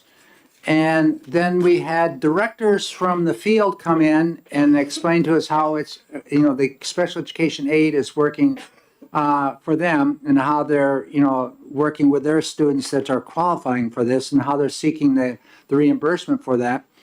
And then we've also had Director Fredette come in and explain the special education program, giving us a good overview of the special education aid program that we sometimes call catastrophic aid in the last meeting. What I'd like to do now, and we're going to have other people coming in, but we're getting close to a time when we have to close this facility down that we're in. In fact, today we have to have all our personal stuff out of here. So it's a reminder to folks here, just make sure that all the paperwork and everything's gone. This is the date, and I'm sure if you have something left, we will have that next Wednesday to help clear a little bit too. But what I'd like to do today is have more of a session here amongst ourselves where we can really be open with each other and say, okay, here's some of the information we need in order to address what we're trying to do. And we're trying to fix 742. We're trying to address this issue of special education aid. And we've dealt with one bill that dealt with the proration amount, and that's already gone to the Senate, and I understand they have passed that now, the 80% proration amount. But we also need to be looking at how we are supporting the students that qualify for special education aid. The other side of the coin is how is Medicaid interacting with that, and the dollars which we have heard that we may be receiving as districts, but we're leaving some on the table. Henry Lippman broadly suggested maybe half of what we're receiving could be left on the table, and so that's important to us. The other is how do we know which kids are catastrophic aid eligible or near eligible if we drop down our formula from 3.5x to 2.5 or the 3? What would what would our costs be so we could better understand how to develop a formula which is going to better support the school districts where there's such a need for service when we're seeing services are increasing IEP-wise in the state. We know that something has to be done. And is this information available? We've heard a little bit about the Nessus program and how some districts are not submitting or utilizing that the way it could be. We've talked about a new methodology or a data program which is going to be put in place in a year or 2 years from now, Rebecca? About a year and a half out. And that may give us more information. The accountability, we don't know what's going on for those that are IEP, and of those that are in the cost range of $0 to $70,000. How many are close to that 70,000 mark? I don't know. So I'd like to open this up today for that discussion so we can nail it down to some specific questions which we want to try, say we need to answer these, and that's our target, to know and to be able to say, okay, to the proper folks, maybe directly to the director here, maybe to the Department of Education, the commissioner, we need this information. Now, I've given you today just a very brief synopsis on one sheet. not where you're seeing my chicken scratch on one side, which I wrote in the car while my wife was driving home from St. Lawrence University. I was trying to calculate just this weekend on Sunday, how these formulas would work out. On the right-hand side, on mine right here, the sheet that shows starts off with Arkansas, down Connecticut, Massachusetts, New Jersey, and Rhode Island. These are a rough understanding of how those states support special education aid. And I'd like to go through those with you because I've oftentimes wondered if we took one of these other models, and if we had a student that's qualifying for this, how would that student fit into these models, and would the local get more support or less support than what they're getting through our model? That's important to note. And so I'd like to, if you don't mind, take a moment here and we go down through Arkansas, Connecticut, Massachusetts. And this information, we have more in-depth information available that Jennifer Ford has researched for us and gotten the statutes and all that we can reference. But for today's meeting, I think this should suffice. In Arkansas, 100% of the amount above the $15,000 threshold is eligible for state funding through $65,000. So everything below 0 to 15,000, the local district has to pay that. Like we have to pay the $70,000, 3.5 times. So they start at 15, and then the state pays up everything between $15,000 and $65,000 out of their special education fund. Then once they get above the 65,000, 80% of the amount above 65 is paid by the state and the 20% by the local. The catch they have, though, is the state's only going to pay a total of $100,000. They cap it out. So we'll see how those figures stack up in a little bit here. Connecticut has a threshold for high cost reimbursement. That's what we call it. It's like high occurrence, as Arkansas would say. We call it special education aid. They have 4.5 times. So they take 4.5 times the board's average per pupil educational cost, similar to what we have. And they go from there, when it exceeds 4.5x, 3 tiers of state reimbursement rates are applied based upon the town's adjusted equalized net grand list per capita, which means what they call their town population, their property values, and incomes levels relative to that town. So when you get above the 4.5x, if you're in a lower rated community, on the lower third rate, you would get 76.25% of that additional cost between 4.5x. If you're in the middle third, you get 73. And if you're in the upper third, in other words, the town which probably has more wealth and medium income, they would get 70%.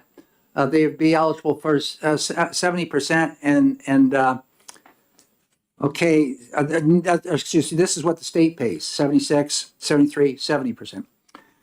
Now, in Massachusetts, municipalities reimburse costs per pupil that exceed approved cost threshold, and that's at 75% rate. The rate was set at 2020 at $45,793. That's where they capped. However, in FY25, the threshold has been since raised to $52,419. And eligible costs include instructional costs, out-of-state transportation associated with the IEP. If the state appropriation is less than the required, priority is given to instructional costs. They prorate. And they ended up in this formula this past year or so having to prorate to 44%. We prorated to 68%. And I have some figures, so we'll find out what this really means. In New Jersey, in-district placement, they separate it out by in-district placement where they're in the regular classroom, mainstream type students. Then they have separate public school program for students with disabilities so that they're over that 80% mark, and separate private school for disabled students costs. That shows you there where the thresholds are and how that all works out. And I have some figures to back up. Rhode Island was a little different. Categorical funds for costs deemed extraordinary, funding for costs 4 times X, the core foundation amount, and distributions are prorated if approved costs exceed appropriated amount. I didn't say anything more about what was sent out. So what I'd like to do is take that second sheet I have and and I apologize for the script. I didn't pencil in the car. It's kind of a mess, but going to the top where you see NH on the side, and you see 3.5X, and this is for a student that costs $200,000. Just took that number. So if we have a student that costs $200,000, the first 70 grand on the left-hand side there by NH, 70,000 is paid by the local. Then when you get above the 3.5X, remember it goes 80%, 20%, 80% of the state takes, and 20%. The 20% that the state local would pay amounts to $26,000. So of that $200,000, the local would pay $96,000 and the state would pay the 80% going all the way up, and that'd be $104,000. So that's how that formula works. If it were on the other, right, just to the right of it, you see a 3.0x. So I went 3 times rather than 3.5 times. So it means that the local will be paying that $60,000, and then the state would capture the 80% going forward beyond $60,000, which would amount to $112,000, and the local would capture $28,000, which would be part of that 20%. So if we went that way with 3x, it would be $88,000 for the local, $112,000 for the state. Somewhat of a difference from the 3.5x. That's how that would work. Arkansas is different, and I thought initially, well, that may be really a great formula, but when you come down to it, it's not really that much different than ours. It seems like it on the surface. Up to 15,000, you see that top line where it's ARK, that's what the district has to pay, the first 15 grand. Then you get above the 15 grand and you get this, again, this 20-80 split. And yeah, and 20-80 split. And it comes out that that's 100 and the total, and the total between where you see the 15,000 and you see the 50,000 on the other side, that's the difference between the 15 and 65. So there'd be $50,000 up to for the first $65,000, the local would spend 15, and the state would be 50. Going beyond that, where you get in this 20-80 split, for the 200,000, I mean the local would be spending 27, and it'd be 108,000. But if you add the 108 and the 50,000 together, it comes to 158,000, and they're capped at 100. So 58,000, that slices right back to the pocket of the local, adds on to that 42,000, makes it $100,000 the local would pay, and the state would cough up $100,000 too for a $200,000 kid. The issue with that formula, though, is once you get above a kid that's 200,000, we know there are kids that are more than that. It's all on the local. That formula on the surface looked really kind of interesting to us, but the cap is what, is different there.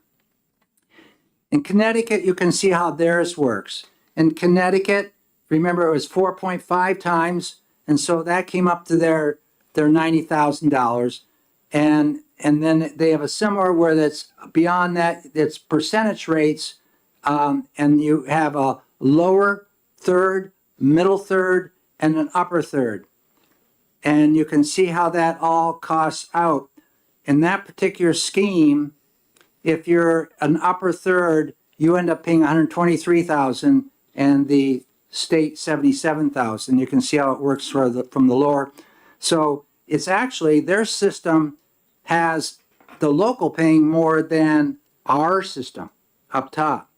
So far, the 3.5x is not the worst.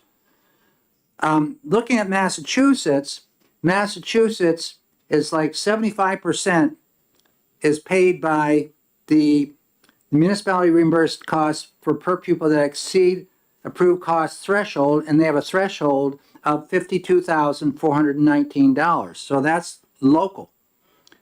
And you can see the state comes in and pays $110,000, taking that 20% or that difference that the local gets is 89, and their total there is not any better than what ours is. So, long story short, our formula is not, the construct of the formula isn't all that bad. It's just that maybe we have the wrong numbers in our formula. Yeah, Representative Bricky. I'm sorry. So in Massachusetts, there's the top and then there's the bottom. What's the bottom? In Massachusetts, right, it said you looked. Oh, right. I'm sorry.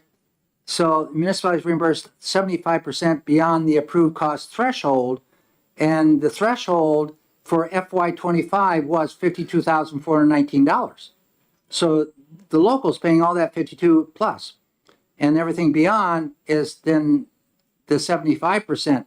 But there again, too, they haven't legislatively approved all the money, so they're prorating just as we have prorated. Okay. And our proration rate, remember, was what, 68%? 67 point something? So I guess the question today, I think this might just get what I'm trying to say here, is that should we be looking to another state to see if their formula is better than ours, or should we be tweaking with ours and trying to get the information necessary so we can adjust our formula?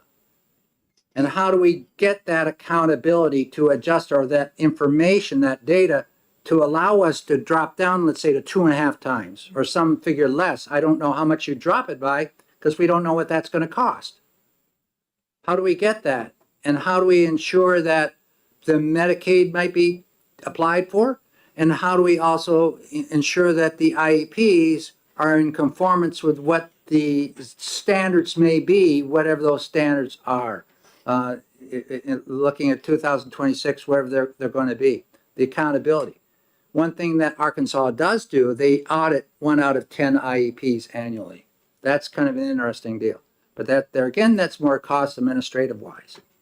So I'll open it up. I think what we need to do is have this discussion. What kind of information are we specifically looking at, trying to gather, so we can move further with this in constructing our formula? Dick. Sorry, as a non-member. Oh, you had your hand up. Yeah. I'm trying to figure out in my head how this interfaces with the basic school funding formula in a state. Like Massachusetts has a more generous That's right. formula. Yeah. Yeah. So that first 52,419, there's a local attributed cost, but that's going to actually be paid for in part by the state through their school funding. Isn't this correct? Yeah, as I recall, it was 4 point something times their base, or whatever their base was, for special ed alone, in that adequacy formula that they have in Massachusetts. And it's The in foundation formula. it's in the adequacy formula. Yeah, it's in their foundation formula. Yeah. We talked about that on the commission. Yeah. Yeah, and that's a contributor to all this. Yeah. And that, I think it's in Representative Spilsbury was saying, is, are we wise in putting money into differentiated aid, or should that all go here, or vice versa? This is all kind of interlinked with that other committee we're going to have on interlinked. adequacy. Yeah, right.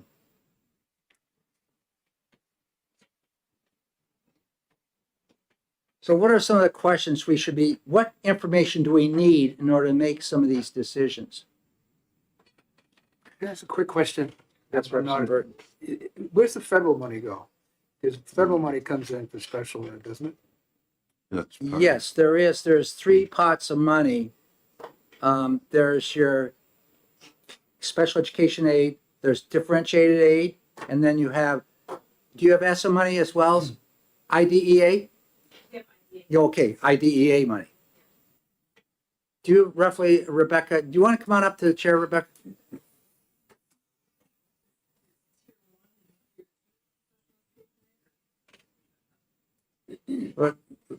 Yeah. Rebecca, do you have any idea, what is the amount of IDEA money that we use? There's three pots evidently. There's the catastrophic special education aid. Yep. There's the differentiated aid component within the adequacy formula. Yep.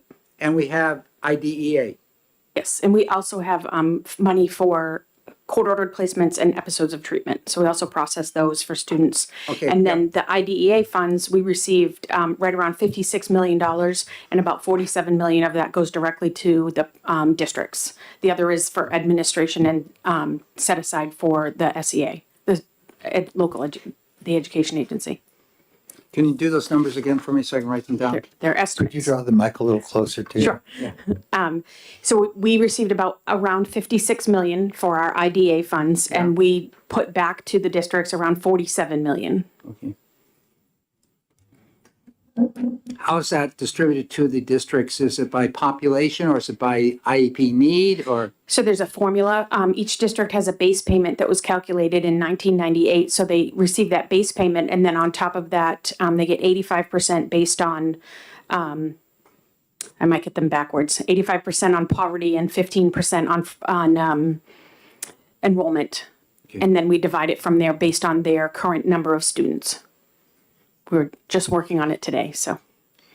Is that a federal formula or is it? Yes. It is federally directed then? Yep.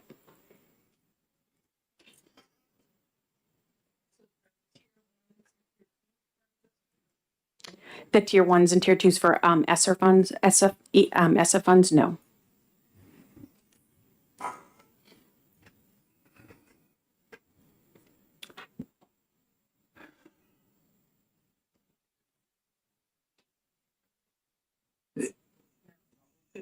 So, yes, go ahead. So what about any of the other tiers? Are there any of those included in this? There's tier 1, tier 2, tier 4, 5. I don't know all the numbers. So we receive a separate pot from everybody else that is specifically for IDEA, and then we receive a pot for preschool. So it's just straight funding from the federal government for IDEA.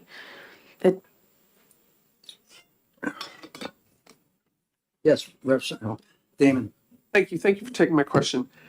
Can you tell us more about the 9 million or so from the IDEA funds that the department keeps, how those are utilized? Sure. So part of that is for administration.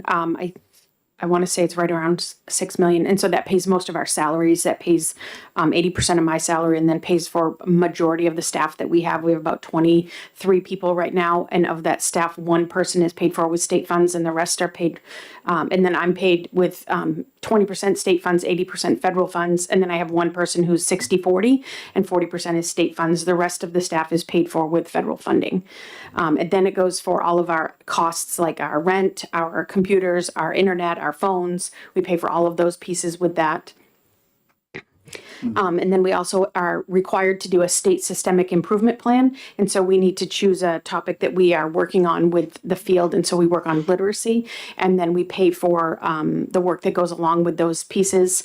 We pay for staff that cover our educational surrogate program, our IEP facilitation. We pay for all of the dispute resolution people. So we pay for the person who does complaints.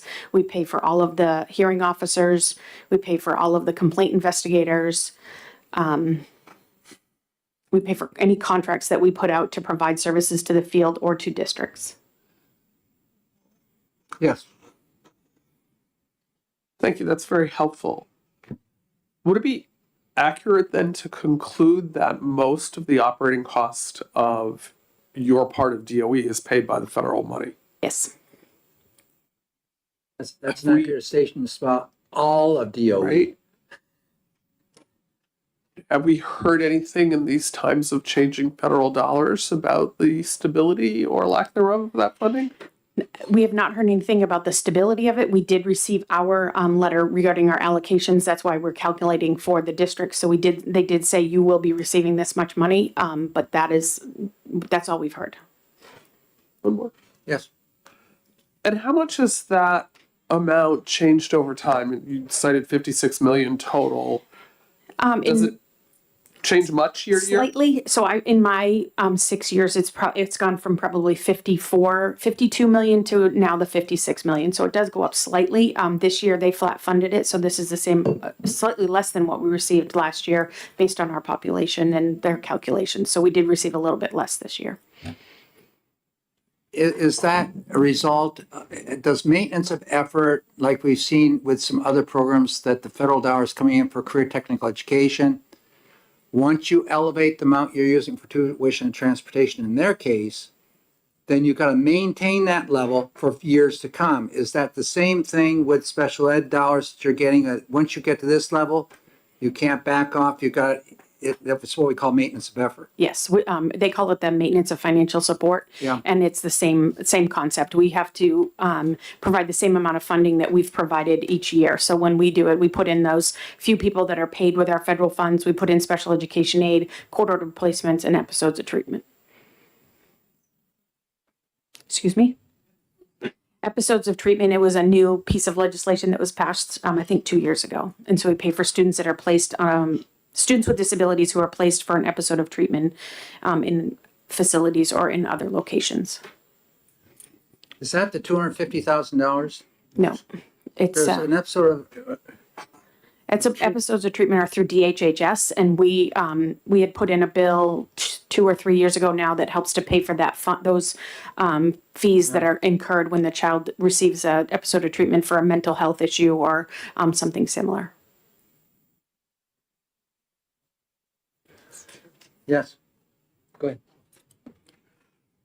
So are those episodes of treatment costs Medicaid eligible? I believe that they use some, we don't do anything with it except pay it. So that would have to be a question for DHHS. I would assume that some of those costs are, but we pay the educational portion. So the educational portion may not be eligible because they're receiving that episode of treatment. I believe all of those pieces get paid for through insurance, most likely the parents' insurance or DHHS. And then we are paying an educational portion.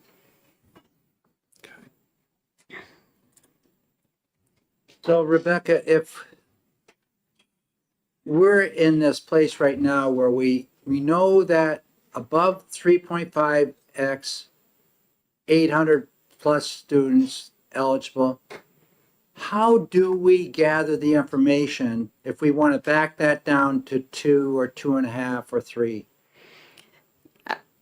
We do not have any way to calculate that because we don't require districts to put in all of their expenses for each student. We only have them put in their expenses when they are asking for special education aid. So districts don't submit, if they're paying their own costs, they don't submit to us any of those costs unless they're asking for special education aid. Representative Peoples? Again, we get to the same spot, Representative, that we can't make a decision on anything because we can't see it. It's like looking into a 55-gallon drum in a dark room and trying to tell what's at the bottom of it. We can't. So I think anything we do as we move forward with this is we need to build in a mandate for reporting and data points that we can make decisions on and future legislators can make decisions on. This is crazy.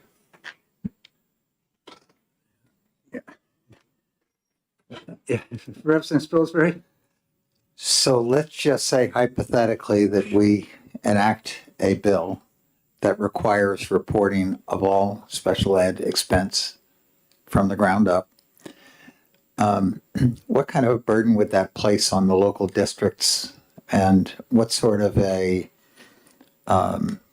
hurdle would we have to contemplate in terms of incentives or rewards or the burden versus what's in it for us? Can you help us think through? Sure, I can talk to you about the burden that currently is with special education aid. So for those districts that submit to us with the 900 kids, it is a considerable burden. They need to scan in every single invoice for us and put it into the system. They need to ensure that we're only paying for the things that we're supposed to be paying for. They need to we calculate cap for them, but then they need to determine in their bills where that cap cuts off. So we give them a month after the the fiscal year ends so that they can compile all of that. And there are many times that we have districts that say, can we just have like 2 more days?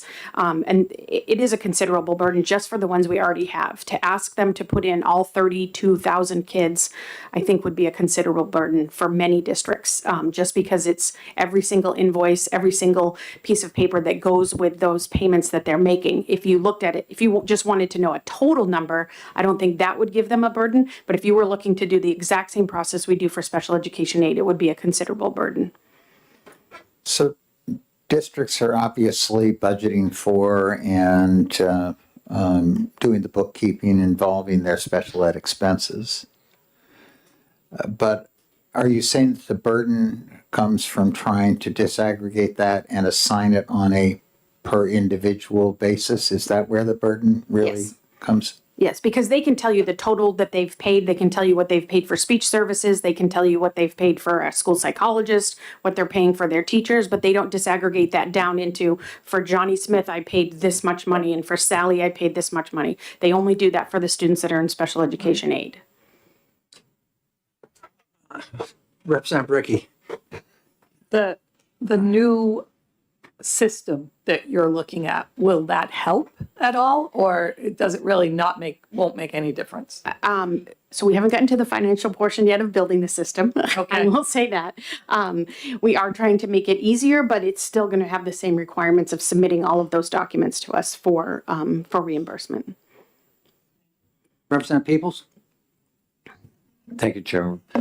Thank you for taking my question. It sounds like what happens, and correct me if I'm wrong, is that at the end of the year, everybody scrambles around to submit to you all at once. Like they do it right at the end of the year. Has there been any thought to an ongoing process that functions more like payroll, where you enter the data every week and that, because companies that have 80, 70, 90,000 employees, they pay everybody every week or every 2 weeks.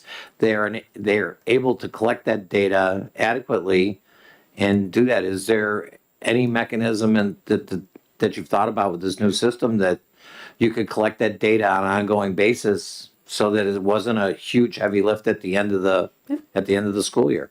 So currently, we do encourage them to submit their paperwork throughout the year. The system is open all year round for them to submit their documentation. There are some districts that, as you heard when you spoke with some of them plan ahead and they know which students they're going to submit for, and they submit monthly or every few weeks, and they put that documentation in. There are some that do it every 3 or 4 months, or when they know that they've reached cap, then they'll start to put things in. And then there are districts that wait until July 1 before they do that. So the system is built so that they can put it in all year long, and then we don't pay until January. And we review from July to December. So the system is built so they can do that, but they're not all of them do that. Do you have a follow-up to that question? The more of a comment is just that today's world with everything we have, there must be a way to engineer something into this to get the information. Representative Colcom. I'm sitting here wondering, so for us to get the data on how much is being spent, if we want the schools to input this data, can they just put in a number? If they're already tracking their costs, can they just put in a number without putting in all of that extra data that you guys are requiring, if that's not really a necessity for you at that point in time? So they could just give a number. They would have to calculate. As I said, they don't calculate by student now unless they're doing special education aid. So they do give a number on their DOE 25 of everything they spend for special education, but they don't break it down into students. So they could break it. It would still be a lift for them to calculate it by student, and then they could just give us the number. They wouldn't have to provide the documentation to us if you were just looking for a number. But it is that taking all of the things that they pay for and then breaking it down by student and determining how much they're paying based on the IEP. So you're getting into, Johnny gets two speech services a week, and that costs us this much, and he gets it for so you're getting into that of they still would need to break that down. So while we wouldn't need all the documentation, it is that calculation for each student that they would need to do. Sorry if my thoughts have gone in different directions on this whole thing, but I guess I might be forgetting where we're going on this, but do we really need it by student if they aren't really getting the Cat 8? If we're looking for what is the total number, do we need it by the student at that point in time? And I could be off base. I could be missing something in my thoughts here. Yeah, I think that there are other formulas you could devise where you might not need it per student, but based on the formula currently in place, that is exactly how it operates per student. Representative Bricky? I wanted to go back to putting the information in as they go along. Right now, people don't put it in as not all districts put it in as they go along because it has to reach a certain threshold, and they don't always know when it could reach that threshold. Is that right? Yes. Okay. All right. And I was going to go somewhere with that. And now I don't remember where. So I'd like to just follow a little bit with that. How much of the cost is related to labor? And is the cost of labor based upon the cost of specific service per hour? I'm recalling as a school principal, I sometimes would have parents come in and say, hey, I want to know how many times my child's received service in the last month. And we could provide that because a teacher, the service provider was required to log the daily occurrences. And so it was there available where you could open it up, and it was all paper pencil back then, and identify Johnny received service this many times in accordance with the IEP. If that's the case, then is the cost of service for the speech therapist the same as it is for another service provided with an IEP? And how do you track that? So the cost for, again, all of costs tie back to an IEP. So if you have specially designed instruction, which is provided by a special education teacher, that cost is broken out for that child. If you have a speech pathologist, you're going to know what it says in the IEP for that service. And if it's a single service or a group service, we have a formula that you break it down so that you're only paying for a portion of the cost when you're paying for a group service. But everything that's on the IEP, we tie back to an invoice. So then we know how much it costs for them to pay for that one speech service or that group speech service. So everything ties back to what's in the IEP and then what did you pay for? And that's how we figure out what we're paying for. But I'm sort of like, my mind's going in circles here, Rebecca, and it's like I go to my doctor, a general practitioner, and I see the doctor maybe a half hour, and he's now logging everything he can on his computer. He used to go back and, ask me all these questions, and I learned to say no to them all. But then he used to go back and log in too, and that was service time as well. When we're talking about, couldn't we get that information like, the speech teacher met with 20 kids that day? Couldn't that be logged in and give us the information? If we divided 20 and the average kid was getting this service and that's what it costs per day. I'm just trying to figure out a way of getting these costs because we need this so we can back this formula off if we're going to back it off. The other thing is, if we don't back it off, we keep blowing it up, and I think we lose a sense of accountability. Again, I would say that so it's like two different systems. They have all of the information regarding the services they receive. They have everything that they know the child has, but then it's not correlated to, unless you're getting special education aid, it's not correlated to the staff member or the speech pathologist. It would take them time to say, okay, these are all the services that our speech pathologist did. And so then this is for this child and this is for this child and this is for, so that cost would have to be broken down for each of those because they're not collecting that information that way. Because typically it's a salary or it's a contract. Contracts would be easier. Salaries are you have to divide it by that salary and calculate.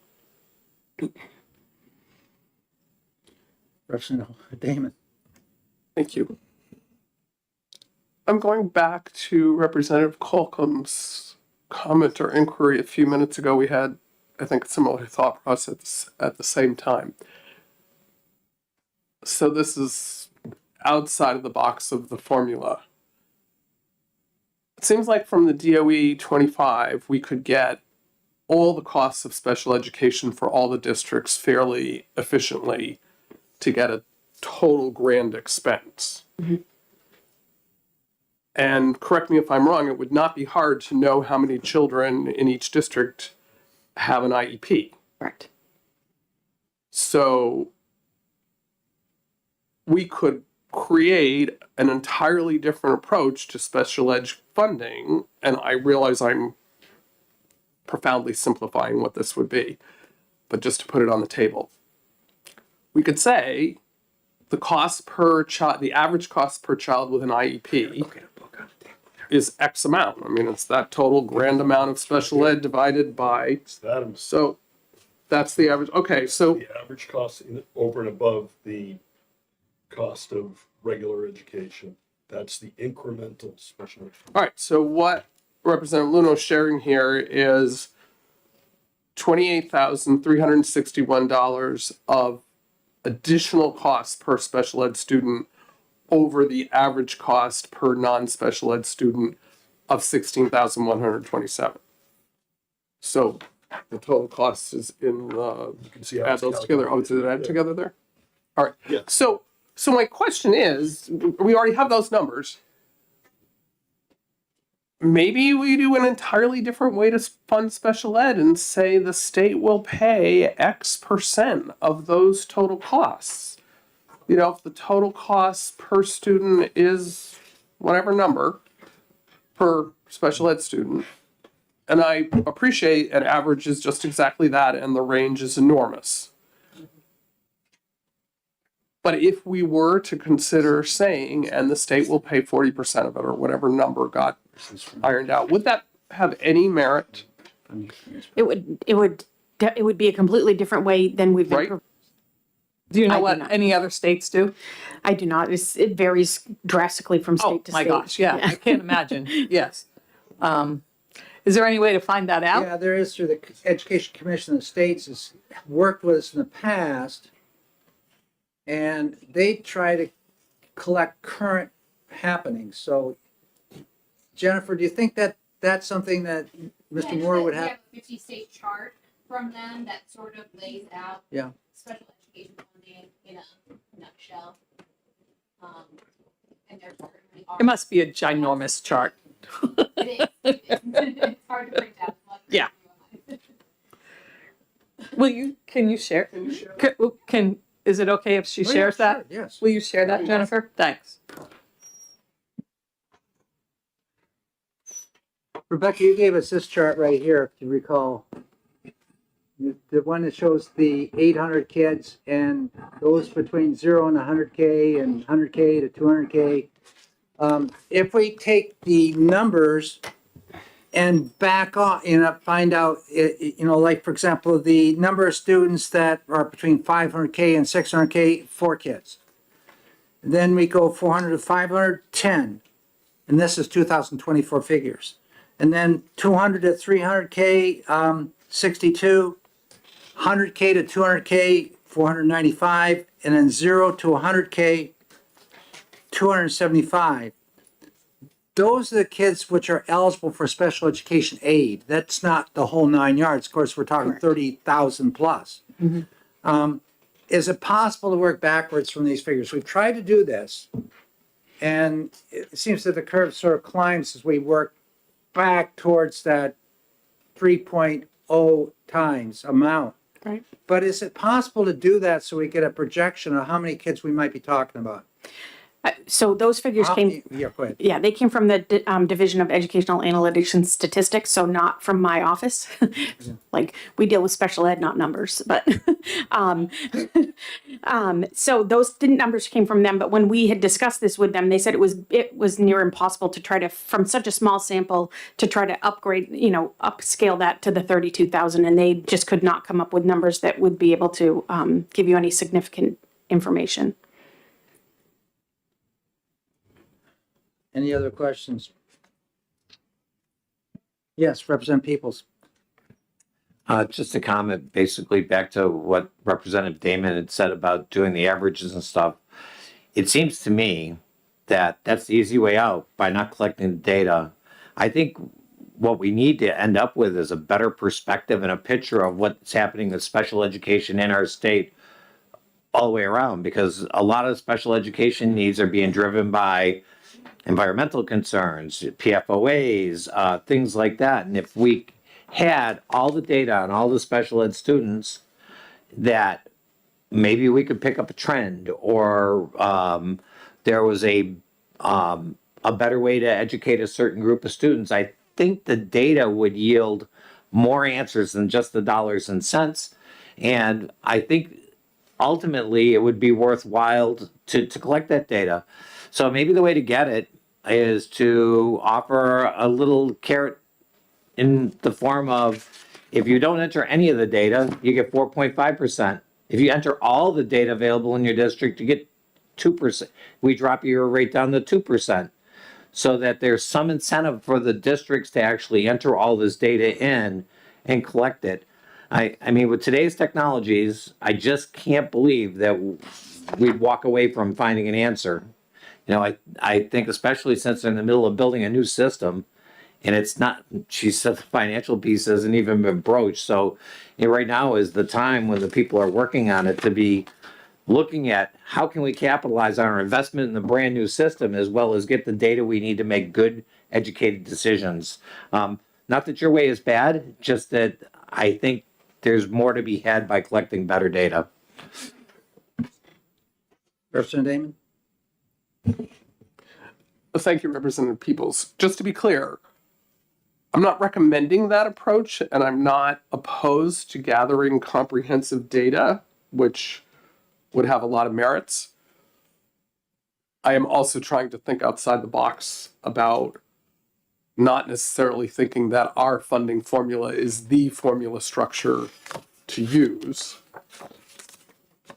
I would entertain your idea of a couple of thresholds where you get reimbursement, maybe under the existing model, if you simply submit the data for the 900 kids in the system of great need now, and you get more potential reimbursement if you submit more data. I would not want us to, I would only want to use a carrot, not a stick. I wouldn't want to decrease what we are currently helping districts with, because it's already not adequate.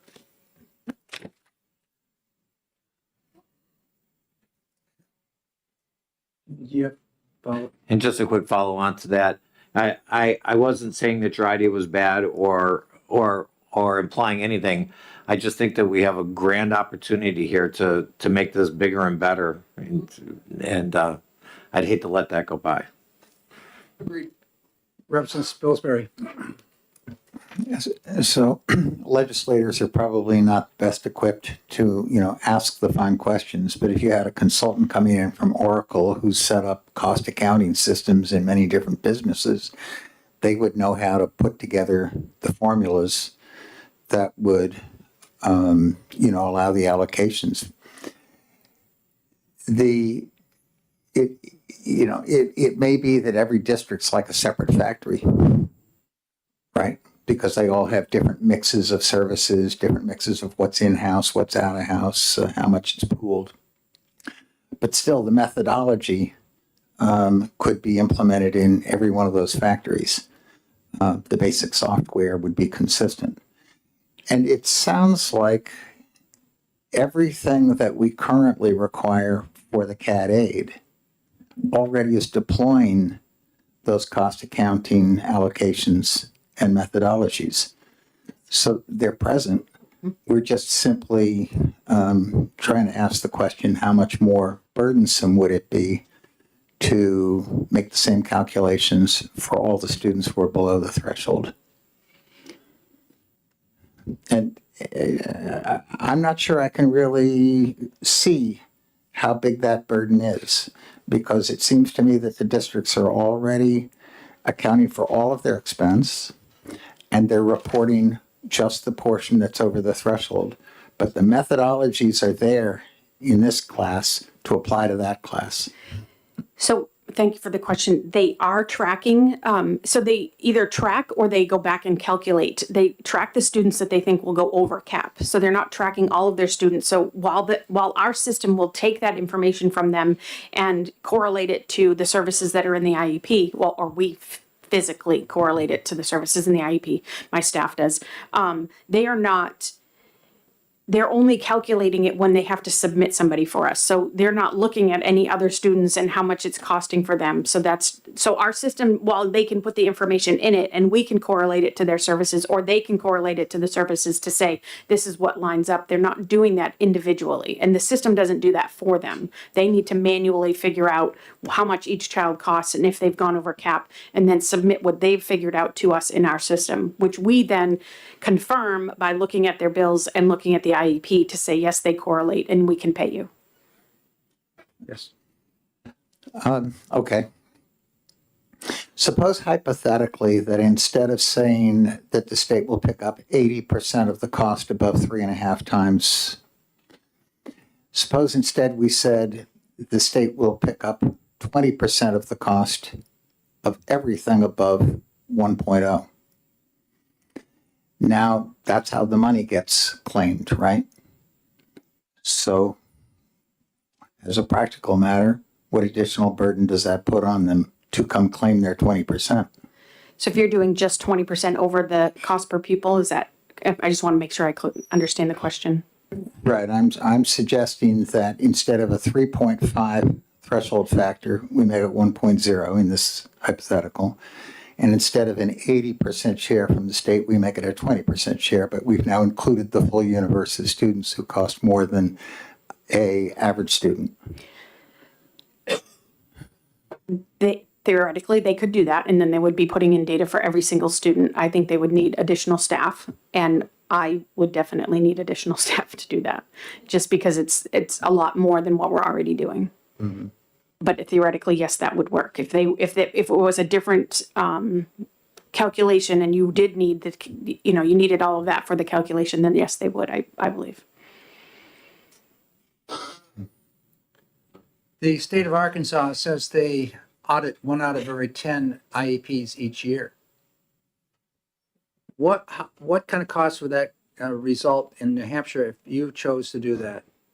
So we audit IEPs every 6 years in our monitoring cycle. We look at each IEP and ensure that it's accurate and it meets the federal regulations. For special education aid, we audit every single IEP that is submitted to us. For every single IEP, we correlate it to their, for every submission of an invoice, we correlate it to the IEP. So currently, we're doing 100% of all the submissions that we receive for special education aid every year.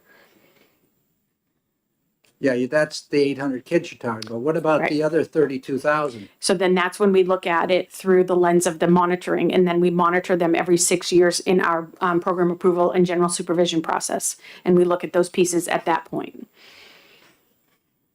Can you explain to me a little bit more what that entails every 6 years, what you do, what's your look at process? So it currently does not include a process where we pull financial pieces. The Office of Federal Compliance does that through the Division of Educational Analytics and Resources. They do fiscal monitoring of all districts who receive federal funds. So at this point, we're not pulling an IEP for financial pieces. We're pulling it for adherence to IDEA and state law. But analytics does it for knowing where the dollars are. For federal funds, yes. Yeah. So they're then looking at every 6 years all IEPs that may have federal dollars supporting that. Is that correct? Their cycle, I think maybe a 5-year cycle, and they're pulling different things for federal programs and saying, you said you paid this much for these services, show us your documentation for any federal funds.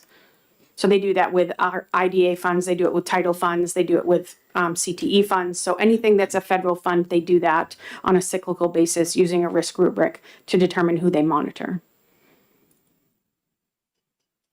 And so when the federal dollars arrive in a district, are they just used as a pot of money to help support special education, non-targeted, or are those dollars absolutely targeted towards a certain group of students? Both. So there are some times that they will say, we're going to pay for our speech pathologist who works in the district and works with many students, or there may be times that they say, we're going to pay for this one service for this child. It's a unique service that nobody else is getting, or we're paying for their placement through IDA funds. So they can do both of those things. There's permissible uses of the funds, and they go through our grants management system to have each activity approved. So it could be an individual service, or it could be something broader for the district. Is that an optional use that the state may decide, you have these choice of 4 different ways you may administer or use these dollars? We're choosing this one, or is that just open to the local to use them as they see fit?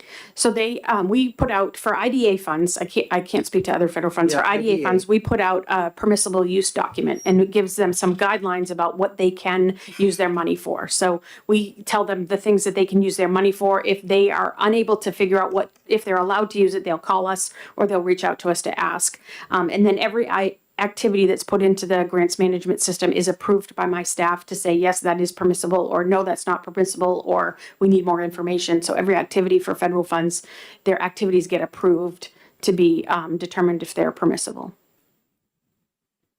Is this part of the program administered by Caitlin Davis's crew? Yeah, she runs the grant management. Well, yes, we Analytics. contract to run the grant management system, yes. Other questions? Yes, Representative Peoples. Thank you, Chairman. Thank you for taking my question. Is it possible for us to get a copy of that acceptable use document? Sure. Yep, I can send that to you. One quick other follow-on question. You've got this ongoing project over there for this infrastructure, IT infrastructure initiative.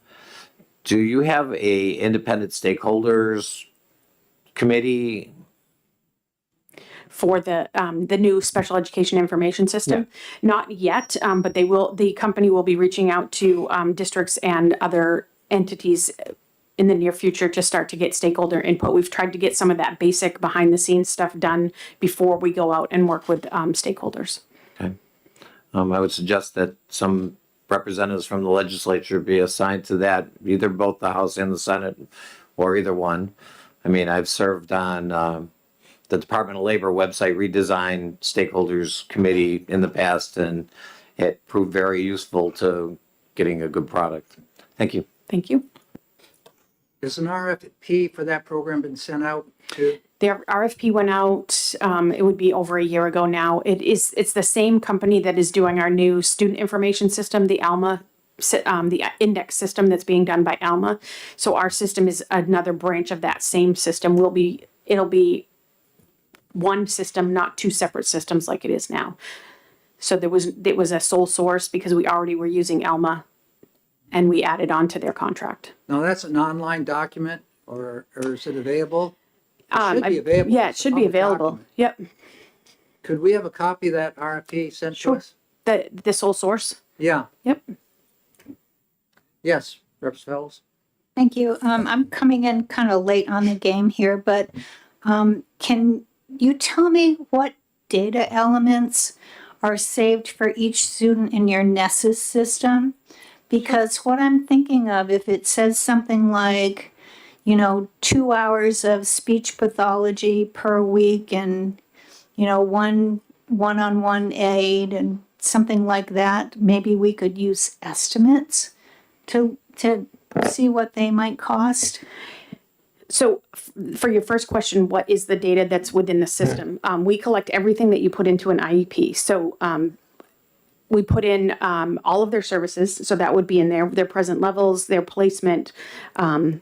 We have a huge list, but those are the data points that you were speaking to. I'm sorry, I forgot the second part of your question. I apologize. So just to tell you why I'm asking the question, I'm thinking of, I'm not going for data that we could use to actually do aid, but to get an estimate of what it might look like. So we could, yes. So if I had a cost to associate, like, you know, each district, it could be different. So if District A, they're paying speech pathologists, you know, $20 for a quarter hour.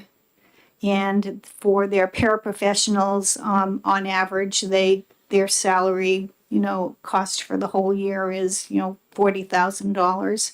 And if we could, transportation, that's how much per mile, or it's, you know, if we had that data and we could link it to the cost factors, link it to the things in the IEP, if we could get something done. So I could tell you the services that are in the IEP, and I could tell you the placements if they're out of district placements, whether they're in state or out of state. But there's no dollar amount tied to that within the system. So I could estimate, and then each district has separate contracts or separate agreements with different people. So the price range for a speech service is going to have a wide range for that. But we are able to see what services are being provided to each child and what placements they are in. So follow up.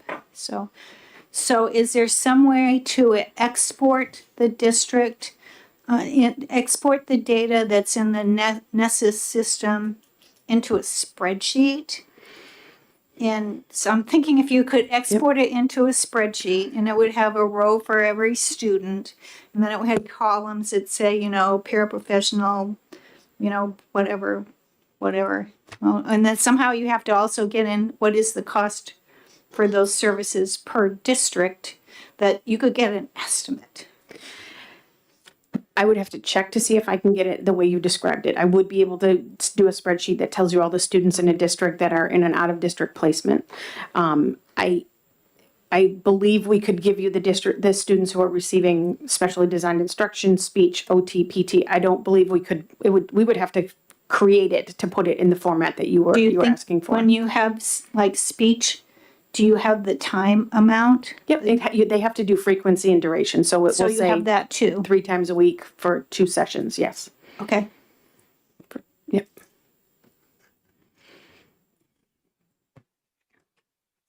You know, without, you don't have to put names and all that. That information would be valuable to us.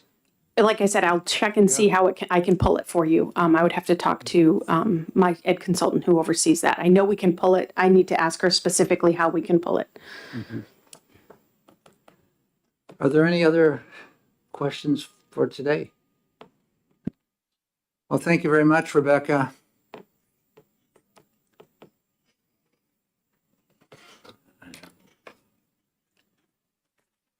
Well, where do we go?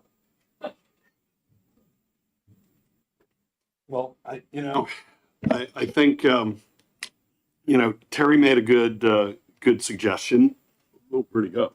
Well, he's just going to get some water. Yeah, with sort of like an incentive to collect some data, and just sort of, finger in the wind, finger in the air. What's the ballpark of this? If the total statewide special education spend is $860 million, and we know that between 3.5 and up is about $60 million, because we pay 80% from 3.5 to 10, and then 100% after that. So, and we know we're spending. We know that at the the 80% plus 100% after 10 comes at around $50 million. So, probably 60 would be about that whole, but they would actually know what that number is because they collect all the data. The data's there, right? Right. between, above 3.5, we have all the data. Oh, yeah, we got everything Yeah, going up. above 3.5, Yeah, we we have all can- the data. yeah. Which means we can subtract that from the $860 million and know what the data is from 1.0 to 3.5. Right. Mm-hmm. I mean, we can derive that from that. And so we could cost out exactly what the 20% that Terry was talking about. It's about $160 million. You're doubling. Well, that would be on top of, Yeah, that would be on top of the 60, yeah. 50 or 60 that we pay between 3.5 and 10. So this would be the cost of, based on what you suggested, or what you conceptually put out there. That would be the cost of collecting that, essentially the cost of collecting that data once, with that incentive.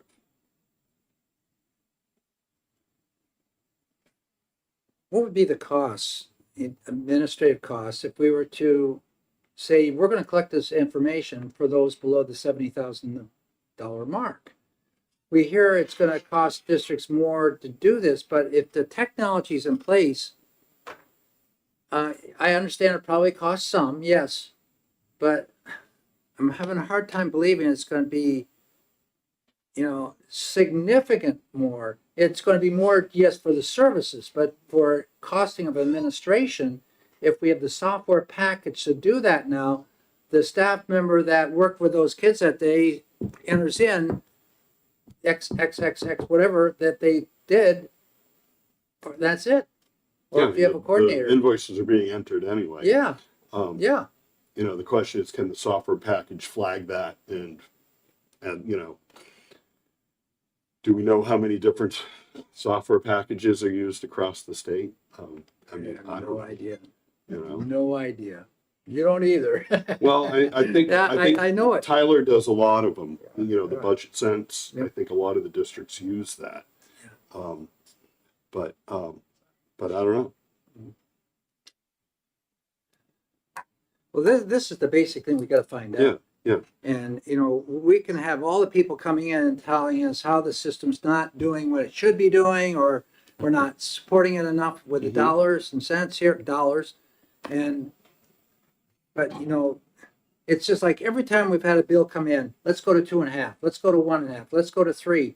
And we get this indeterminate report from Caitlin's department. We can't determine what that cost is. What happens if we pass that into law and say, now it's 2.5? I bet they figure out how to get that information quickly. Yeah, I mean, I think there's, you're talking about sort of, different approaches here. Caitlin's department is working with hard data. They enter hard data, they look at hard data, and they use hard data. There's another approach which would be you sort of projecting what it would be at 2.5 to 1.5. Well, 1 we know because it's the difference. But probably people with a different skill set than hard data people would be able, like data scientists, would be able to really look at projections, look at trends, look at smaller data sets, and cast a projection. And that may be, it's not going to have the integrity of like if you had actually all the hard data, but I bet it would be really close. In the right ballpark. It would be in the right ballpark. We wouldn't have to spend $160 million for it. And possibly we have a lot of friends sitting in these seats from UNH from time to time, and this could be a collab with some data science and and Carsey School possibly to help project that. Well, you have our research people right here on board too in LLB. No, that not as But deep that's as that. that's a different type of research, though. But this sort of modeling, I think, is something that as a state and as a legislature, we could really do a better job of. And I think that this is becoming more and more of a way of projecting solutions than actually always collecting. You know, you work with the data you have and then project. Well,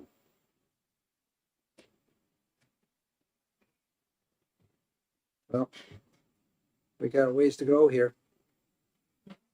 I mean, we're not going to be executing this bill next Oh, week. no, this Yeah, is a steady growth, yeah, but we're gonna have to get some yeah. direction here. Yeah, but I would offer that you know, maybe well, we could talk offline about it. Yeah. But you know, maybe bringing in a team that can help us. Representative Damon? I think affiliating with Carsey School for Research would be a great idea.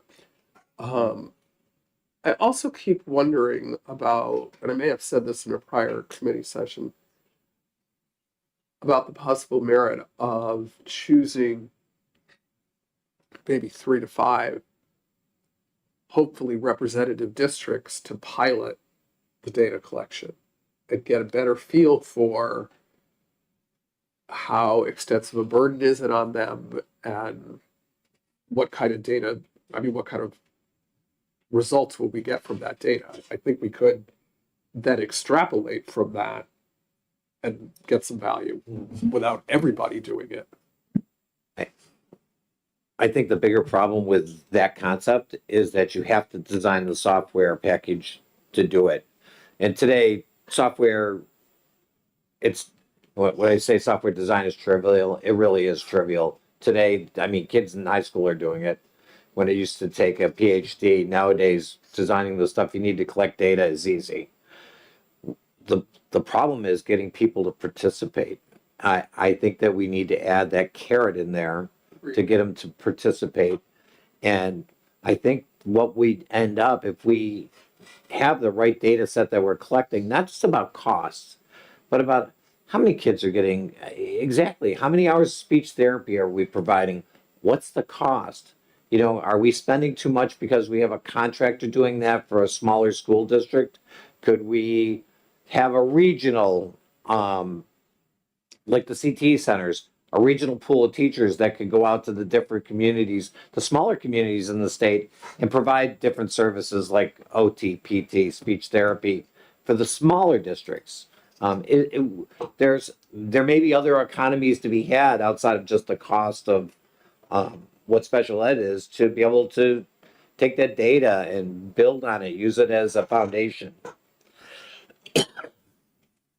You know, I just don't understand why our state doesn't have this software package working. I got a daughter down in Carolina who's a speech pathologist with her C's, came out of University of South Carolina Medical School in Charlestown.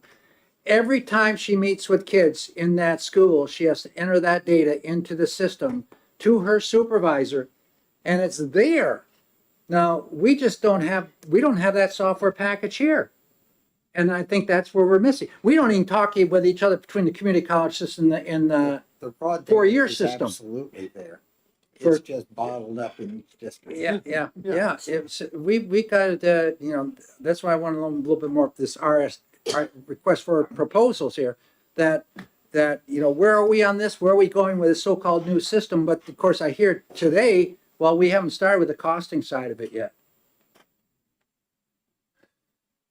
That would be the whole purpose behind the thing. Save money, cost efficiency. Like I said, Yeah. Yeah, I'm noodling and frustrated, and that we have really bogged down in a mechanical hurdle about reporting and data collection. And yet, even when we pull back and we ask what it is we're doing as legislators, we're trying to decide how much is the state willing to participate in the cost of special education? How many dollars are we willing to raise and set aside? And what's a reasonably effective way of sharing it? And, you know, you can do an awful lot of that kind of thinking without having to be bogged down in reporting and data collection. And ultimately, you know, we find ourselves looking more at budget constraints and how much do we think that increasing state participation has offsetting risks, perverse incentives, lack of control. So I think that our special committee hasn't really yet delved into the broader concepts of how deeply do we think that the state's participation should go? How much are we prepared to think, maybe not this term, but in the next term, we could fund? How would we get that funding? So, I think that fundamentally, when you have one arm of government, call it a school district, making the spending decisions, and you have another arm of government, call it the state or with federal support, raising a portion of the money, that's where the reporting and data collection thing emerges, because we suspect that somebody else is making spending decisions without our understanding, how they're making those decisions or what value judgments they're making. And that's when audits come into place, and that's when, right? But can we construct a sharing that somehow gets away from those risks and suspicions? Can we devise a system where we don't feel that we need that much data? I think right now, I don't know if I'm helping. I'm thinking out loud. The biggest problem is we say, okay, based on our current formula, what would it cost us? And are we prepared to bear the cost if we reduce 3.5 to 2.5 or to 2? But is there a different way we could do this where we don't even really care about the data? Yeah, actually there is. So, and just how you said that, Terry, as you continue to lower that factor, you stabilize the state share. And the reason is because, this grant used to be called catastrophic aid, because catastrophic expenses. Like all of a sudden, I get hit with a $300,000 placement, and it's here one year, it's here the next year, and then it's gone. Maybe the family moves somewhere else. So the higher those factors are, 3.5, 4.5, 5.5, 10. Yeah. There's going to be a lot of volatility. The more consequential, the more we get concerned about risk, the more we worry about abuse. Yeah. So if you want stability, you push it lower and lower. Well, this is why I was saying hypothetically 20%, but right from the very first dollar that exceeds the average. I'm just hypothetical numbers, but isn't that a better way of But at the end of the day, what did you say? It doesn't provide the circuit breaker for the district that truly catastrophic event. One or two kids come in, one or two kids fair. So yeah. So go back to the discussions we were having 4 months ago, and why we take so much of our special ed fund and just put it into the adequacy formula. What's the total spend on statewide? 860 million. Is that what you said? 1.1 if you include SWEP. Yeah. No, the special ed spending is 860 million. And forgive me for not totally recalling the number, but weren't we increasing the total spend from the state from about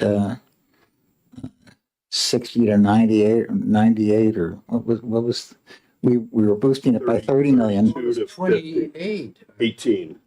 It's from 32 to 50.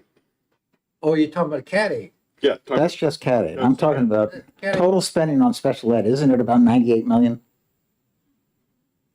totals. Yes, yeah. Oh, the total state. So I think check me if I'm wrong here, but my recall is that we're putting in about $98 million of state funds out of the 860. And maybe we're just not doing it the right way. Yeah. You know? So I would ask us, can we come up with a new formula that's still based on 98 million, and then maybe challenging ourselves to see what we think that $98 million could be in the next biennium, you know, not to be enacted until the next budget cycle. Look at House Bill 772. We will be. Can I ask, where are you coming up with 98 million? Are you talking about the CAT aid and the differential aid? Is that what your 98 million is? Okay, so it's actually it's 1 billion. 1.1 billion. No, 1.1 that's the total. The state total. Yeah. 33.9 for the state, for the CAT aid, and 67.4 for the differential aid on the state totals for 2024. So it's 100 million.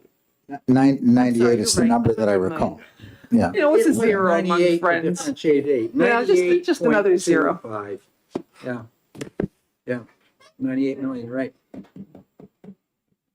Differentiated 8. All right, it's time to. Okay, well, I think we're there for today. We'll have to hammer on this a little bit more. We will not be meeting at all on this one in June. Rooms are going to start, you know, we could meet in the first part of June, but it's not going to get us any further down the road. Got to do some work with analytics. This figure really trying to get committees now. Yeah, I know it. Yeah.